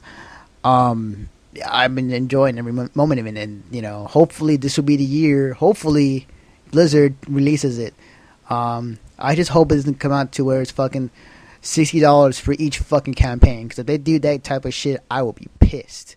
I might, I won't say boycott it or torrent it, but I'll just be a very angry StarCraft 2 fan. On the other side of things, Mass Effect 2, which is coming out next week, Mass Effect 2, I'm going through Mass Effect 1 to finish and get ready for Mass Effect 2. Mass Effect 2 is such a great story-driven game, and it does embrace you into this very detailed, very lush world where you're shepherded in your own point of view, either you're by yourself or kind of like in another type of person. You want to view Shepard as a female or a male. You have these relationships you built with the first game carries over to the second game. It's like I wouldn't say Star Trek, but let's see. I want to say Stargate. I don't know. Some good sci-fi kind of. Like this is like season 1 was Mass Effect. The first one. Now we're going to season 2. A lot of questions pop up. A lot of new things are coming into this time around. It's really one of those games where you can't help but stop and look and like watch or look at the conversation tree, because it is one of the best developed RPG games I've seen in a long time. I mean, Dragon Age is probably one of those other games that be hard or be good to contest it, but it's from the same company. So, they still, make these great games. Dragon Age is also out already. Yeah, I know. Dragon Age came out, and you could totally tell from that game, like the talk tree that they have there is kind of really developed, really well done, and really nice by BioShock. Oh, man, I cannot talk tonight, can I? You can never talk. I can never talk. Yeah, what can I say? That, and I'm also kind of sick, so it's to be expected. But Okay. But Dragon Age, yeah, it came out, and it's a good game, but I just can't see myself putting that many hours into it as comparing to Mass Effect. I mean, well, I could. I don't know. I'm just more into sci-fi than the fantasy half the time. There's also more shooting. Yes, that is true. Mass Effect 2, there's a lot more shooting, which, is going to be so awesome. And then... I have a feeling that's the real point here. But also the fact that there's a get the fuck out button now. So, like, in the middle of your conversation in Mass Effect 2, if you're talking to somebody and you don't like what they're saying, you can just pretty much interrupt them and, as we saw in one video, kick them out the window.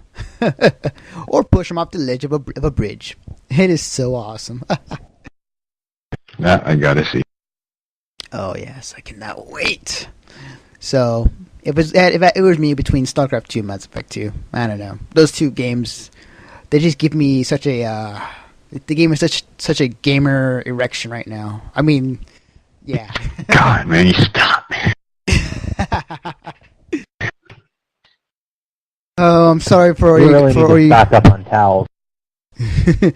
I'm sorry for everybody listening who is under the age of 18, or if you're teenagers, you will know why, or at least you understand my side of things. Yeah.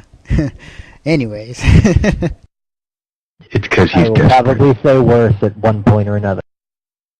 Yeah, I can only imagine how this would be if I ever got drunk or buzzed like last time.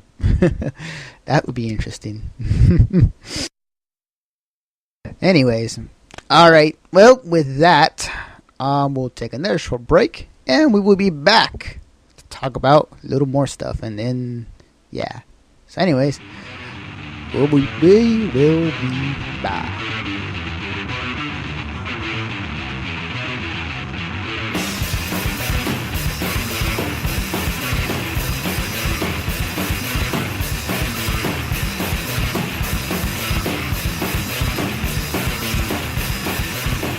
We are back for mission start. We're going to cover a few news stories. We're going to cover the convention schedule, at least for the last half of this month.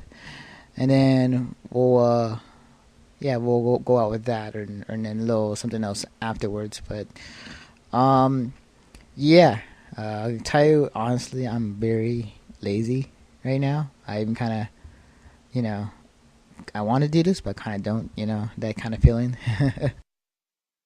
A lazy video gamer? I've never heard of that. More or less, I kind of just want to... Usually I'm the lazy one. Yeah, more or less, right now I'm in that feeling where I want to sit down and just watch anime for the rest of the night and just not move. At least I'm not like that guy from from that one episode of South Park where I'm like, how my body contorted on the desk and like I'm eating Cheetos. I'm just kind of just lying there and just having my fingers only moving. Is that the WoW episode? Yeah, where the guy had no life. Yeah. Anyways, so I want to cover a few news. So we'll start off with something that we put on the news site on our website, Mission Start Podcast at weebly.com. The Mega Man 10 bosses were revealed this past weekend, thanks to a Capcom blog, also reported by GamePro. And I'll go off the list of the guys, and you can see the full render pictures on our website, and also follow the link. But I'll go in the order I put it on. So first we have Sheep Man, which has two kind of like rods on top of his back, and apparently he can, I don't know, use it to shoot lightning, which, you know, it doesn't make sense, but no, all right, sure, whatever. Fucking movie. Yeah. The next one I put up is called Chill Man, which is just another substitute for Iceman, because in every Mega Man game, apparently there has to be at least one guy who is Ice affiliated, like Ice something, or something affiliated with it. So, yeah, meh. Oh, before I continue, if you guys checked out these pictures that I put up on the website, these Mega Man 10 bosses. Sure, hold on. Yeah, describe What that. happened with that? Like these Mega Man 10 bosses, like, you know, what's funny is that the thing is that the actual illustration is so much more detailed than the pixelated version. I mean, for obvious reasons, but it's like kind of you know, if you ever like got a game and like, you know, you saw this awesome artwork and then you play the game and it's completely different, you know, it tricks you into buying the game. You mean like Sheep Man? Yeah, and like, you know, Chill Man, and, you know, just kind of like this. The illustrations are like really awesome, but like, you know, when you play the game, it, you know, it's like a pixelated version of it, which is not the best. You know, it's not you know, fully HD or whatnot. Actually, now that I think about it, that'd be awesome if there was a Mega Man HD remix. You know, kind of like, and they have for Street Fighter 2 HD remix. That would be actually a pretty awesome game. I mean graphic wise, but like also it would be kind of cool to see. But anyways, I digress. The next one is Commando Man, which is he's like Gutsman in many ways, except he has like big ass guns in each hand, and he's green, obviously. Check out my gun! Yes, I brought the gun to the gun show, ladies. He's got that 1,000-yard stare. That's right, ladies. And I'm fully loaded. Fun times. Next one is Nitro Man, which is apparently has the body of a motorcycle and has a wheel in the back of his back. Yeah, it looks. I think it looks kind of like the crappiest out of the names I said so far. Well, maybe except for Sheep Man, but Nitro Man kind of looks eh. I think they could have done a better job with that. All I can think of is how incredibly easy it must be to like slip while running that wheel and then get the worst rug burn ever. Oh yeah, I'm pretty sure he probably does. Alright, the next one is Blade Man. Or I like to call him Pencil Man. It's just because his body and shape, like, it's like, it looks, you know, of course his arms are blades, his entire head is a blade, but like, it just, you know, it just reminds me of the pencil video game that they had back then in the old PlayStation days. It was like, this was, what was it? It's called Wacky Woody or something like that, and it was just a really horrible game. And it just, it just reminds me of the character. But, it's just a guy made of blades. So, I don't know. Meh. I gotta see what the power you get from him. Of course, you get some sort of blade, I'm guessing. But, meh. I don't He know. slices, he dices, he chops tomatoes in 5/10 of a third. he's the new, what do you call it? What we'll call it? The guy who does, not Billy Mays, but the guys who did the chop block, or what the hell that was? I forgot. Yeah. I don't know. He says like, it was like, you want to slice and dice, and a cheese, you just put it in the chop device, and bam, you got 2 slices. When you get 4, bam, do it again. That guy, I can't remember. He He just throws the tomato onto the knife and then it just smoothly cuts it. yeah. That's it. They should do that for next. I don't know about that. Was it like Ronco? Or that was the guy who did the, what you call it? No, I'm thinking of the guy that he looks like the scout. He has that headset on and he has like this kind of. Oh, you mean the annoying guy who does all those towel commercials? ShamWow. Not the ShamWow. Yeah, ShamWow. Yeah, the same guy, the ShamWow, but he does it for this like chopping food thing. Yeah, something like that. I'm always in for the ShamWow one. ShamWow. I wonder if he used it to clean up Oscar's bloodstain. I can only imagine. Everyone still remembers that, I'm sure. Oh yes. Alright. Next boss. Okay. On the subject of this guy, though, I swear the guy looks like a katana had sex with a shark. Very well put. Very well put. Okay, the next one is Strike Man, which is basically a baseball, and he has arms and legs, and yeah, that's about it. Just kind of reminds me of like a bomb and A baseball. Yeah, it's a baseball, and he has arms and legs, and that's pretty much what Strike Man is. Apparently, he defeats you with his athleticism. Yeah, can't talk. My question. Must use beanbag pitching. My question is one of his powers, is it using steroids? Yeah. I know, it'd be funny if it was. All right, the next boss A is. robot using steroids? You never know. He's Strike Man. He's a baseball athlete. The next one is Solar Man, which looks like he has like the top of his head looks like a grill, like on top of oven. What do you call it? To cook your soup or whatever. Yeah, it kind of looks like that. Except there's like a big poof of like a fireball above his head. To me, it looks like one of those. Oh, to me, it looks like one of those. I don't know, cannon things you see in games. I guess. I don't know.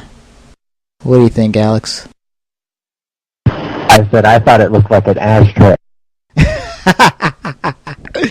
Ashtray Man. That'd be funny. That'd be awesome as the next boss. Yeah, awesome. Okay, and the last boss. What, he killed a guy by secondhand smoke? Yeah, you just fill up his ashtray until he can't breathe anymore. That'd be funny. Alright, and last but not least, I have to say he's probably one of the funniest boss names and just kind of idea out there. Oops shit. I could probably edit that out, but his name is Pump Man. That's right. Did you say Pump Man? Yes. Pump Yeah, he did. Big long pause. Yep. I can't even come up with a joke for that. Yeah, but it's just funny. Pump Man. I'm like, one thing obvious, like, what does he shoot out? Well, after long periods of pumping, I'm pretty sure every guy would understand what here would shoot out.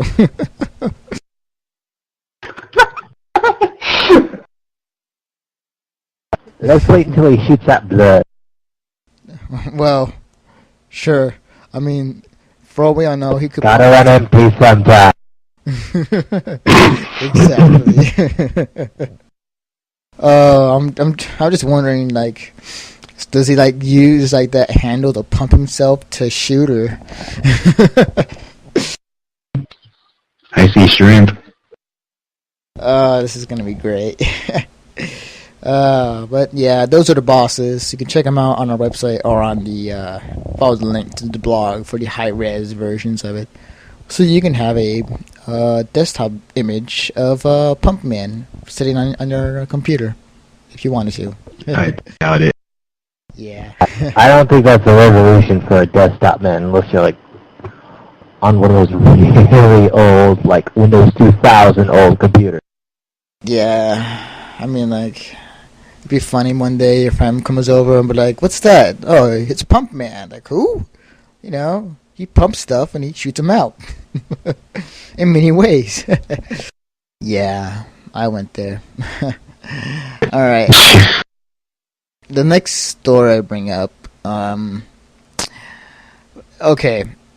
We all know that as gamers, like, we know, like, the most, we do some obsessive stuff, we do things like we stay outside of stores, like, late at night to get, the next gaming console or the next great game that comes out, right? Or at least seen on TV. Yeah. My friend did that. Really? Oh, right. Your friend who got the Modern Warfare 2 game. Mhm. That is awesome. One time I saw, like, this, my mom and I were going to Walmart, and we saw this group outside sitting in chairs waiting for a Wii. And they're like 5, 6 of them, and, like, they're, kind of like the middle age, kind of the alpha mom kind of waiting there. And, at first, it's like awesome, but then later on, I was kind of laughing to myself when I passed them by. But as the reason why I bring that up is because fans of the voice actor, who I will try to say, but I might fail. Yeah, Nate, you say it. I failed it. Alright, her name is Kugamiya Ri. Last name's Kugamiya, but first name is Ri. Yeah, also known as the voice actor who did Shana from Shigana no Shana, Louise from Zero no, shit. Zero no Tsukaima. There we go. And then she was also Nagi from Hayate, the combat butler, and other animes that she might have been that I can't remember at the moment. But Other random senders that were just as completely forgettable. yeah. But she had a autograph session recently at the headquarters, where they made a whole, Toradora, and I forgot to say that. Yeah, she's also Taiga from Toradora. Where they did the whole anime voice acting thing. And the thing, though, is that what happened is that in order to get an autograph session, mind you, this is in Japan, you had to first buy the plate, which is like a Shana kind of cool-looking artistic plate. You buy online for $85, which were only like 1 of 50 online, so you had to buy them, and they were sold out in 30 seconds. No joke. 30 seconds. Man, can't even sell fucking tickets that fast with this type of shit. And let's see. So they had to buy the plates. Then they just show up at the building, and it was New Year's Eve. And I'm pretty sure these fans were pretty dedicated because they were showing up at the building, waiting for I don't know how long, and it was fucking 50-degree cold weather outside, waiting just for an autograph, just for a fucking autograph. And there were some things that happened like as they were waiting. Of course, some of them took shifts. Like one from friends took the spot because they had to go to work, or had to go to the bathroom, or or they had to sleep. It was just utterly insane. They had to wait. Hold on, there's more details on this. It's just, yeah, they had to wait outside in the cold just for a autograph from this voice actor, which given she got some good talent and everything, but these fans had to be some hardcore, dedicated fans that really. There was 3 fans. What? It was 3 people. They identified themselves as Pony, ZU, and they're also named as Violet Melancholy and Fire Inamitsu. Oh, wait. Oh. Okay. I'm just reading it right now. I know. I've read it before and I reported on it. I can't remember the whole details on it, but I do remember there were some fans who were waiting outside in the fucking cold just to get an autograph, which is, in my book, it's like you got some fucking hardcore dedication. So, yeah, but, yeah, I couldn't imagine how they, I couldn't imagine they go up to get the autograph and you see their hands, already, black from the cold and, shivering, I waited so long to get an autograph from you. Don't mind that my feet are freaking freezing and I can't feel my left arm. Yeah. The point being is that even though you may be a fan of, some voice actor or some actor, it is not worth waiting in the fucking cold to get an autograph, no matter how cool the person is. Because they'll come back. Yeah, seriously, they'll come back. Or you'll see them at, some anime convention where you can walk in the warmth and not, wait an entire day or two just to get a fucking autograph. Now, if it was Jean-Luc Picard, that would be a different story, but, no, I'm just kidding. Okay. Yeah. But anyways, let's move on. Just little quick hits. This is actually, I think, kind of caters to you, Alex.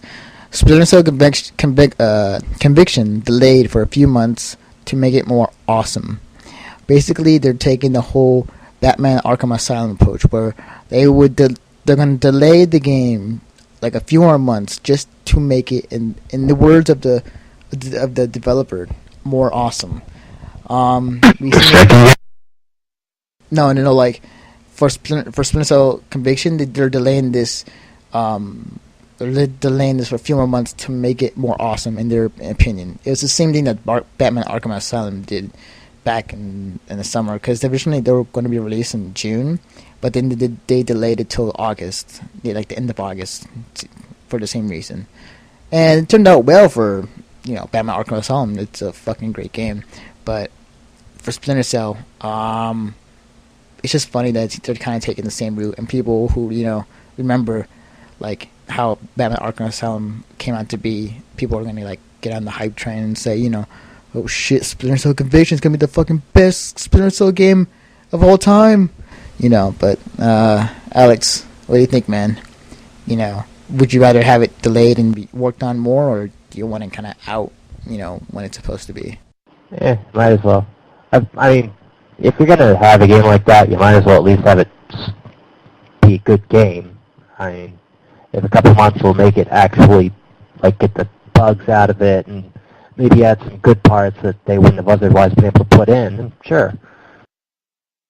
Okay. My only thing is, I still remember when they first came out with the first trailer, and it was Hobo Sam. Oh yeah, old man Sam. Oh, that was good. Yeah, that was different. Have you noticed that when in the first trailer, he was kind of copying the same moves that Altair was doing in Assassin's Creed, where he's walking in a crowd and he's kind of pushing off people, and then there was That's what looked awesome. Yeah. Yeah, that's probably what made them change and decide to delay it. Yeah. Although I kind of like the older Sam, because Sam Fisher. I mean, not Sam Fisher, but wait, yeah, that's his name, Sam Fisher. I'm not saying Sam Fisher's been he's been in since the first Splinter Cell, and like, you know, you can guess, like, you know, it's been years, and he's gotten older and kind of, you know, more grizzled and whatnot. I kind of like the older version just for the fact that, you know, it shows that he's been through a lot, and like, you know, he's no longer with the agency. But like, you know, in this newer version, he's you know, he's clean shaven, he looks young, you know. It's like, I don't know, it just kind of doesn't make sense. I mean, it's you know, it'll probably be a good game, but just, you know, it's just the visual of, you know, the visual aging kind of just like he's young again for some odd reason. I don't think he looks young. I don't know. Maybe it's because, you know, he shaved and then he's actually older than you may think, and he just looks young. It must be a shaving effect. Probably. But yeah. No, I was just actually kidding. I'm well acquainted with that effect, actually. Oh, that's right. Yeah. Dude, I still want you to grow out your beard and become the guy off the Geico commercials, the caveman. I look enough like that guy already. Not yet. I want you to get to back when you were in high school. That's a good thing, man. Dude, you're gonna freak my mom out like that. That'd be awesome. Dude, it'd be the perfect cosplay for the next anime convention. Be walking down, be like, Sweet. You mean like we need to bring a cardboard thing that says so easy a caveman can do. or like having to wear a Geico shirt, you know? Oh god. Not happening. Uh, You really want me looking like one of those fancy fuckers. man, That shit around the waist? Come on. Alright, I let's move on. will not play tennis. Fuck you. You could be the guy who, you could be, like, in the motorcycle outfit, you know, where he, like, gets off the motorcycle and he walks, like, a few steps towards the ladies. He looks at the billboard and he walks back to the motorcycle and leaves. That's still a caveman. I know, I'm just saying. Alright, let's move on before we go on off this wild tangent and become GFW, which was an awesome podcast, but no longer with us. Sad face. Alright, so, the next story I want to bring up is Beyond Good and Evil 2, officially being worked on and still in the works. Long ago, it was Beyond Good and Evil 2 was, it was announced at I think it was E3, right? Yeah. Like, they showed a teaser trailer that, yes, the second one is being on the works. And, you know, for some time we haven't heard anything from them. We just, you know, heard, you know, the trailer, and then we saw this other trailer that might be Beyond Good and Evil 2. We're not too sure. But then, you know, recently from Ubisoft PR said, yes, they're still in development, or as in the expedited comment, like, oh, those two are always in development. They may never come out. And they're talking about Beyond Good and Evil and some other game that they said, I can't remember at the moment. But like, yeah, it's just being worked on, and people are probably just complaining, like, you know, there's not enough detail coming out of it. So I'm pretty sure, you know, the PR and people who are working on it are tired of, you know, hearing all the complainers and you know, to say something, you know, just like anything that, you know, shut them up. Have you guys played Beyond Good and Evil, the first one? Yeah. Okay. I think I had it in my PC for a little bit, and then I lost it when I had to reformat. But I played like the first several levels. Yeah, I mean, it was one of the first of like early. I cannot talk. God damn it! It was one of the early video games that composed of a strong female lead in a video game, she wasn't over sexualized, or she wasn't this kind of obscure anime figure like body. Nah, she was like kind of like the tomboyish kind of type of girl that for some reason wore green lipstick, but like, you know, was actually more of a girl, more of a human than, you know, any other girl at the time of the video games. Hits an ass with a brain? How is this possible? Yes, I know. It is very hard to think of anything like that. But yeah.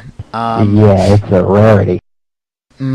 So it was one of the first. And from what I've heard, and what I've saw, because I remember watching the review of it too, Beyond Good and Evil, the first one, was a really good game, a really underappreciated good game that people should go back and play if they, you know, not too busy playing, you know, all the awesome games right now.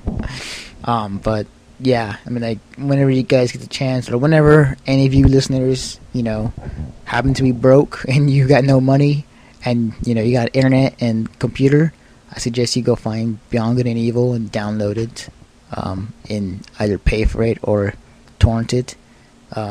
Although we do not support piracy, but probably right. Just like, there's like, isn't there like some thing like direct to download or something? Or like actually buy a game and then download it?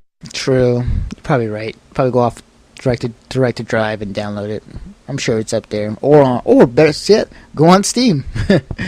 Probably Steam has it too for a cheap deal. Yeah. But those are the stories that from our website that we reported on. Nate, you want to any news you want to bring up or that we might have missed? Let me see. Okay, pick topic, anime or games first? We've been talking about games for a little while, so let's go to anime. Okay, I'm not sure if I said this yet, but we probably said something on our site already, but K-On! Season 2 has been confirmed. According to the official website, it's been announced. They were predicting it at first, but it's officially been confirmed. So K-On! Season 2 will be out. There's going to be a live-action movie, Kimi ni Todoroki, which I don't think anyone's going to be really expecting much. Because the last several live-action animes we had turned out to be, you know, pretty crappy. You know, not the best in the world. Yeah. Right. Yeah, basically expect, like, The Ring, except with romance. And no horror. I see. Oh, you're the one who watched it before, right, Alex? Yeah. Okay. And There's not really much to say about it, except I like it. Okay. Light novel Densetsu no Yusha no Densetsu is going to be animated. I can't really say much about that, but it's a novel series that was serialized in a magazine since 2002, and about total sales that were about 3.8 million copies that were sold. So it was pretty good. So they decided to animate it. Cool. Awesome. And an anime movie of the light novel called Marduk Scramble has been announced. So that's going to be expected. Funimation, I don't know, whatever you call it, they've acquired a license for Seiken no Blacksmith and Hitalia Axis Powers. So they're gonna dub Hitalia now? Yeah. Oh, okay. Huh. I've been meaning to jump on that Hitalia anime series, just for the fact it's like 5 minutes long in each episode. I have the whole series. Well, at least a shitload amount of episodes. But, I'm not sure. Cool. I'm not sure if they've acquired the license for the movie, but this is for the series. You know what this means though? Like, now that Funimation is going to have it dubbed and brought over here, like you're gonna actually have the actual accents from each country. Like you have like somebody from England actually speaking in England, and then I mean in the British, and you got somebody from like Russia to come over, or like of Russian descent. So you like some guy sounding like fucking the guy off of GTA 4. Yeah. It'll be pretty interesting since it's supposed to be a comedy too. Yeah, very true. It actually drives off the stereotype, which is pretty funny. And let's see, there's going to be a Blu-ray and DVD extra short anime special of Bakato Test to a Shokanju. So there's going to be a special on. Yep. They're ready. Going to be a special on that. Damn, shit, that was fast. I just watched the second episode recently, and there's like I think only 12 episodes long. Oh wow! Really? Something about that. Yeah. Yeah. So it's like, damn. Yeah. 13 episodes. So I was like, yeah, 13 episodes. Damn, that is fucking fast, dude. I mean, all right, sure. I mean, I guess get a head start on it, but I mean, shit. All right, that's cool. And in a girls' trading card game called Lil Pri, which is a trading card game that's played among girls, like usually between 6 to 9 years old. That's going to be animated into an anime, and that game was made from Sega. Okay. I got nothing to say You can think like Yu-Gi-Oh! Or something like that. Okay, I'm just like thinking like, yeah. I'm just thinking, it's like a girl version of Magic the Gathering, but nah, it's far too complex. Says the series features three small kids who long to be an idol. They transform themselves by a magical dance into high school girls. You got it? Oh, well, that kind of changes a few things. I mean, okay, that makes sense. Yeah. And a little more serious note. Voice actor of Madama no Oyaji, Isamu Tanaka passed away. The voice actor Tanaka Isamu passed away due to a heart attack in his Tokyo home on Wednesday, January 13th. He was 77. He played Madama Oyaji in Gegegen no Kitaro since 1968 till the most recent series in 2007. What was the last character he played in 2007? Let me check. And that kind of sucks. Like I'll send it to you guys soon. Okay, but like I'm not. If you guys. Yeah, we'll just talk about ourselves. All right. I'll just tell you guys what he played. He played as Brass in Dragon Quest Dai no Daiboken. In 2007, he played Gegegen no Kitaro. He played the guy Madama Oyaji. And then he also played Madama Oyaji in Hakaba Kitaro, which is probably somewhat related to Gegege no Kitaro. He played as Shoujo in One Piece. And he also... now I'm sad. Right. And he also played as Igor or Igor. He also played as that Igor or Igor. Don't blame me if I just ridiculed that name in Persona Trinity Soul. See, it's funny. I mean, not to be morbid about it, but like, when you're like an anime fan of like a say like a voice actor dies, it's like some of the animes like you don't recognize, like you don't really care until you say like one of the names of the animes that you watch, and you'll be like, that dude died. Oh, now I'm sad.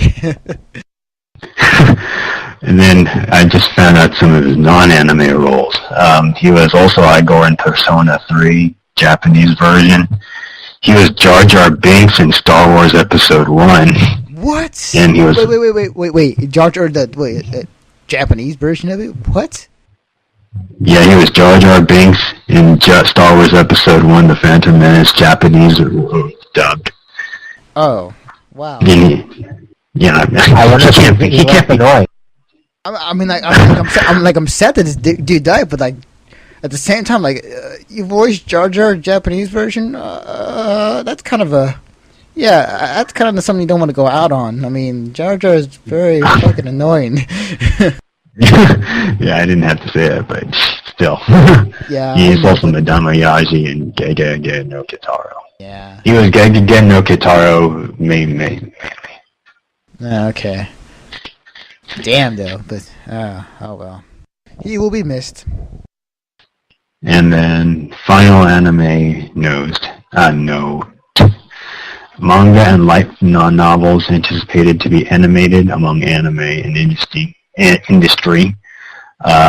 top anticipated anime is called Saint Young Men. It's going to be a comedy. The second one is Ore no Imoto ga Kona ni Kawai Wake ga Nai. Damn, that's a long one. Yeah, that's a mouthful. I don't know what type of anime that's going to be, but it's going to originate from a light novel. The third one's called Chihaya Furu. It's nothing much said about that. Other notable titles is called Three Gatsu no Lion. Another one is called, I think it's called Pluto, or Pluto Yotsuba and, I don't know. That one's kind of corrupt and blank. The other one's called Medaka Box. It's somewhat related to the creation of Bakemonogatari, and somewhat by the creation, the person who brought you Bakemonogatari brings you Medaka Box. And another one's called Kyoku Yowaku, and another one's called Moteki. Oh, okay. Alright, cool. Awesome. I find it funny with the second one. The second one? Yeah, I find the second one kind of funny because from what my little bit of understanding from translating Japanese comes from, it's like, my sister really isn't as cute as you think that she is. Wait. Say that again? But my little sister is not as cute as you think she is. Oh, God. I'm pretty sure. That's got to be a comment. That would be interesting. Very, very interesting.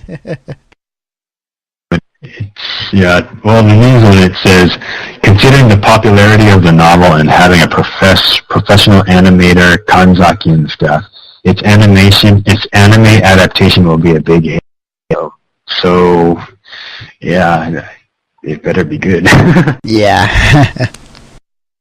A quick little few things I want to add in to the anime coming out this year or whatnot.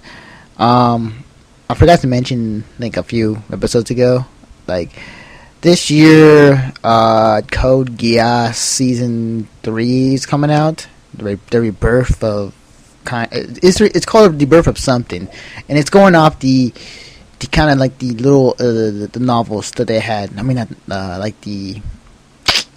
was the short kind of own little stories on what was going on in Code Geass, because I remember there was one called The Nightmare of Natalie and The Justice of Suzaku, or something along those lines. So there's going to be another season of Code Geass, which, since I'm kind of a huge fan of Code Geass, I'm really excited for it. But it's just interesting to see how the season 3 will turn out, either continuing the story or on its own little stories. So we'll see how that turns out. Alright. Well, next batch of news I have just a couple of game stuff. The game Global Agenda will be going in beta soon. There's a beta look on it, so it's coming in beta soon. Star Wars The Old Republic confirmed to be delayed to the spring of 2011. Yeah, a few days ago. Yeah. A few days ago, there was a rumor to say that Star Wars The Old Republic will be delayed in the spring of 2011. Now, unfortunately, the rumor has been confirmed that that game, official form. It is really a little bit disappointing to see the fact that there's still a year ahead. Now, Is okay. it even beta? I have no idea. I mean, there's little information on that. They just said delayed there. I mean, there's just a couple of comments on that. All right. The next one, this is just a rumor, because I mean, even I think in my opinion that you think this is just a rumor. Let's see. Let this open up first.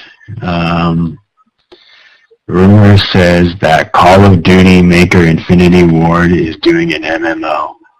Other studio handling Modern Warfare 3. While it's only been 2 months since Infinity Ward's Call of Duty Modern Warfare 2 hit store shelves, rumors of the studio's next project and the inevitable Modern Warfare 3 are making the rounds. Citing industry sources, Destructoid claims Infinity Ward's next will be a massively an MMO, with the studio reportedly hiring Sony Online Entertainment, EverQuest, Star Wars Galaxies, and PlanetSide. Veterans are possibly getting help from fellow Activision Studio Blizzard, whether this turns out to be an oft-mentioned Call of Duty MMO or not. Franchise owner Activision is still likely to continue releasing annual entries in the popular series. By the way, I'm reading this off of something off of Shack News. So this is Shack News. This fits with earlier word from the Los Angeles Times, which claimed that a third developer was joining Infinity Ward and Treyarch on the blockbuster series, as well as reaffirmed that a Call of Duty MMO was under consideration. The Infinity Ward created that the Call of Duty series and handheld its first 2 entries.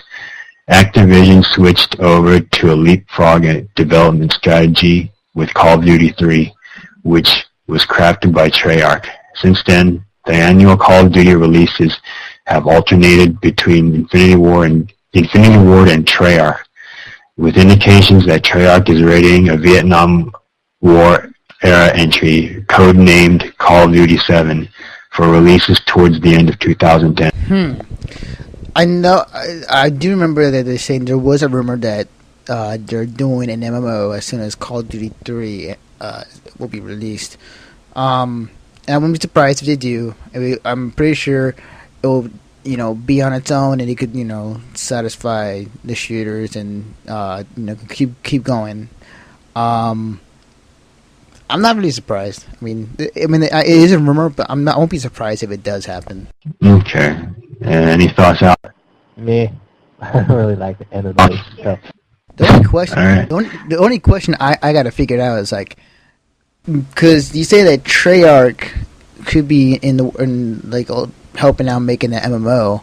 I do wonder that if the MMO is going to be either Modern Warfare, kind of current guns and whatnot, or it's going to be the Call of Duty Vietnam and kind of back in Call of Duty 2 days type of MMO, which I'm interested to see what direction they'll take on that. You mean like Vietnam War MMO type, or like completely new, different kind like thing? Like just in that general time, as far as weapons and everything. Because I remember Treyarch and did Call of Duty 3 and Infinity Ward did Call of Duty 4, or Modern Warfare, the first one. I'm just curious as far as if they do the MMO, I'm wondering like what type of direction they'll take. Either Modern Warfare art style, or the back in Vietnam days art style as far as weapons and what you'll get to have and whatnot. I think it's a bit too early to think about that. After all, this is just a rumor right now. Very true. Very true. My only question is, All right, if they do the Vietnam thing, what the hell they're going to do with that? Because either they're going to have to completely go away from history, because the U.S. is obviously not going to win that one, or they're going to have to like come up with some sort of alternate way. True. They'll probably just bring up some bullshit war that happened in whatever time period, if it is Vietnam. Because remember we were saying like Battlefield 1943. Apparently, the war it was like the end of World War II, when it was the 1 year where they fought Japan and like some shit happened. They'll probably find some bullshit year, or they might just make it up entirely and just say in this time period while Stalin was fighting the United States, like the British were fighting off in this other area against the Nazi army or whatever. Yeah, something. I don't know, something crazy. We'll see. Yeah, I imagine they'd have to be like, okay, it's right after this year, which is where it started, and then it's right before the end of the war, so nobody's ever actually going to win. Yeah. Alright, I have one more piece of gaming news. If my mouse would... Okay, there you go. This one's also about an online multiplayer. It's called Sublimated or Ruined. Assassin's Creed would feature online multiplayer. As we know that many good single-play games would have turned into MMOs for their high popularities, Ubisoft seemed also becoming interested in the big market. Recently, it's just revealed the plans of the next Assassin's Creed, which will feature online multiplayer. Most fans of this series might get excited, but still some others felt concerned about it. Alright, the quote, there's a quote. Oh. Until Darkness mentioned it, I don't think I've even considered the idea of a multiplayer component in an Assassin's Creed title. It certainly is a shame that the original Assassin's Creed did not feature multiplayer of some sort, but I'm sure some would argue that Assassin's Creed is absolutely perfectly suited to being a single-player experience, and the inclusion of a multiplayer would have ruined it. Whichever side of the fence you sit, I'm sure you will agree that the idea of multiplayer in Assassin's Creed 2 is definitely something that is worthy of decision. Sources from Assassin's Creed Act. 2 letters. N-O. No. Yeah.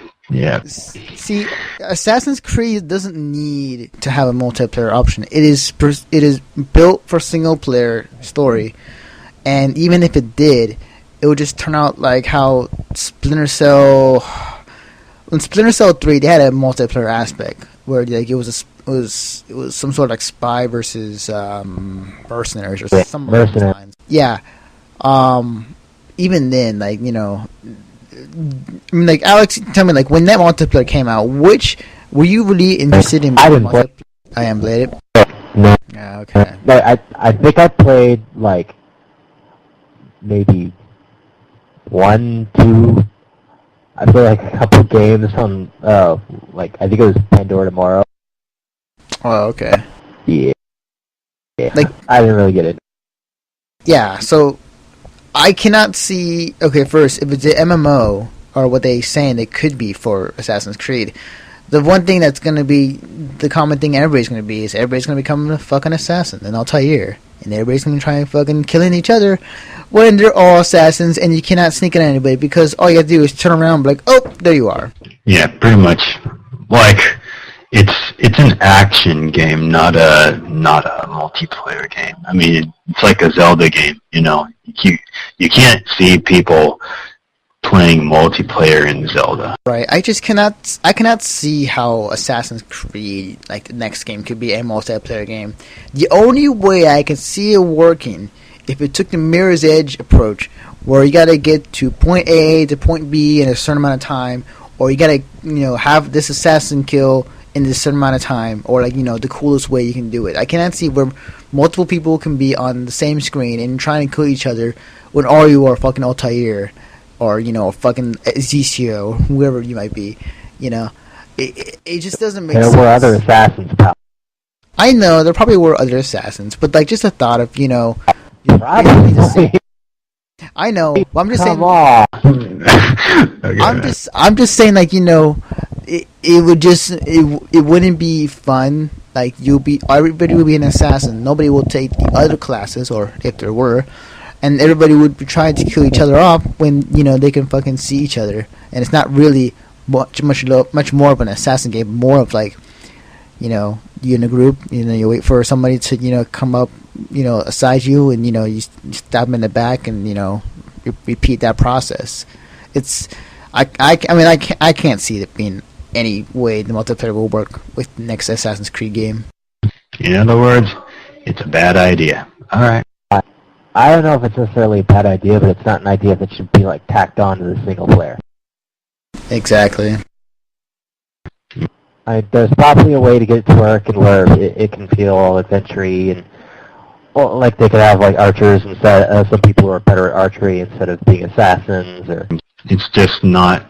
It's not seeing good right now until we see the finished product. yeah, it doesn't really have any like instant potential. Hence my gut instinct.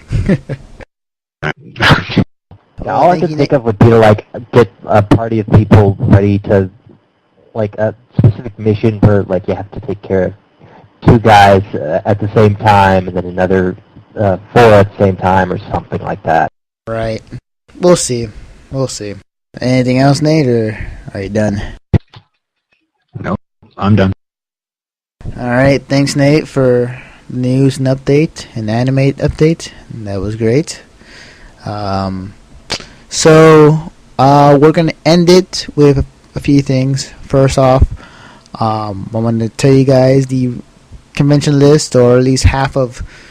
What's today? I want to say the 18th or the 19th? No. 17. 17th? Yeah, so by you hear this podcast, it'll be the 18th on the Monday, right before you guys go to school. Lucky you guys. But yeah, for people who are still going to anime conventions for the second half of this month, here are some of the anime conventions, which you can also check out on our website, on missionstartpodcast.weebly.com. And they are SodaCon, January 23rd to 24th at the Rushmore Mall, Rapid City, South Dakota. And go check out the link that's there at stcon.org. OhioCon, January 29th to 31st at the Hyatt Regency Columbus in Columbus, Ohio, which you can check out their website at ohiocon.org. Shuricon, which is January 29th to 31st at the Country Inn and Suites at Round Rock, Texas. You can also check out their website out at ushicon.com. Animation on Display, which is probably one of the worst anime convention names I've heard in a long time. It is on January 30th to the 31st at the Hotel Kabuki in San Francisco, California. Oh shit, it's nearby. Oh wait, that's AOD. Oh shit. Oops. Oops. My bad. Didn't know that was AOD? I didn't know that. That was like Animation on Display, man. It's a horrible name. Oh shit, wait, AOD. Oh fuck. Oh man, I didn't know that. Okay, well, alright. Yeah, it's AODSF.org. Oh man, I'm gonna get some hate mail now. Okay. And then the last con is Las Cruces Anime Day, January 30th at the Corbett Center Student Union, Las Cruces, New Mexico. Which check out their website at I can't say the name. Just go on our website. Just go on our website and look at our convention list. Our links are there, so you can go check it out. Damn, I didn't know that was the name for AOD. I just assumed AOD was for something else. Yeah. Anyways, so last bit of thing we gotta take care of. We have a few things up, got first impressions up on the Dark Void demo, and soon to be the Metal Gear Solid Peace Walker demo will be up soon. But also we want to say thanks SAC Anime staff for letting us go in and check out what SAC Anime is all about as far as our first anime convention coverage. Our videos of kind of like our experiences are up, and also you can check out our SAC Anime review, which is also up. In full detail of everything that dislike and like and everything about it. And so with that, any last words, you guys? Have a nice last 2 days, college people, before class starts. More or less, like when they get this, it'll be Monday morning or so. Pretty much, it's enjoy the last day before you go to school. Guess you're gonna need it. Nothing. Exactly. I don't know. All right. No. That's cool. So, all right. In that case, a few things. So you can check us out on the website, missionstartpodcast.weebly.com. You can follow me on Twitter, Defective Naruto, at twitter.com, which you can just, or Defective Naruto /twitter.com, and that's defective as something as defective, whatever, something breaks. Yeah. Yeah, and you can look us up on iTunes. Just look up Mission Start, and then you'll find us. Then you subscribe to us and leave a comment.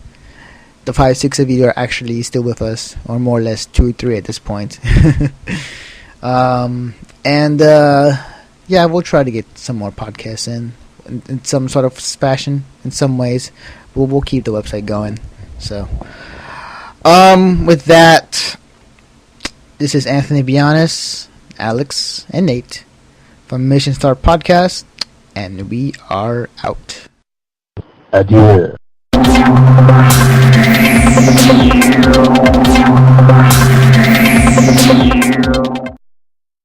Just testing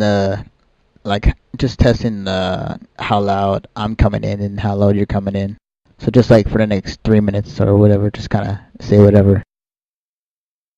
Like start talking. Like, one time I fucked a girl and I, got her pregnant and I ate her pussy. No.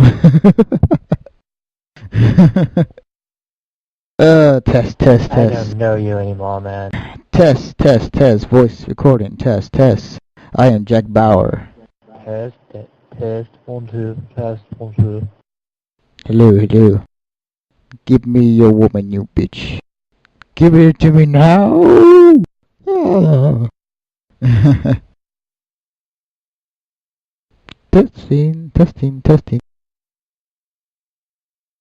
Mickey. Okay.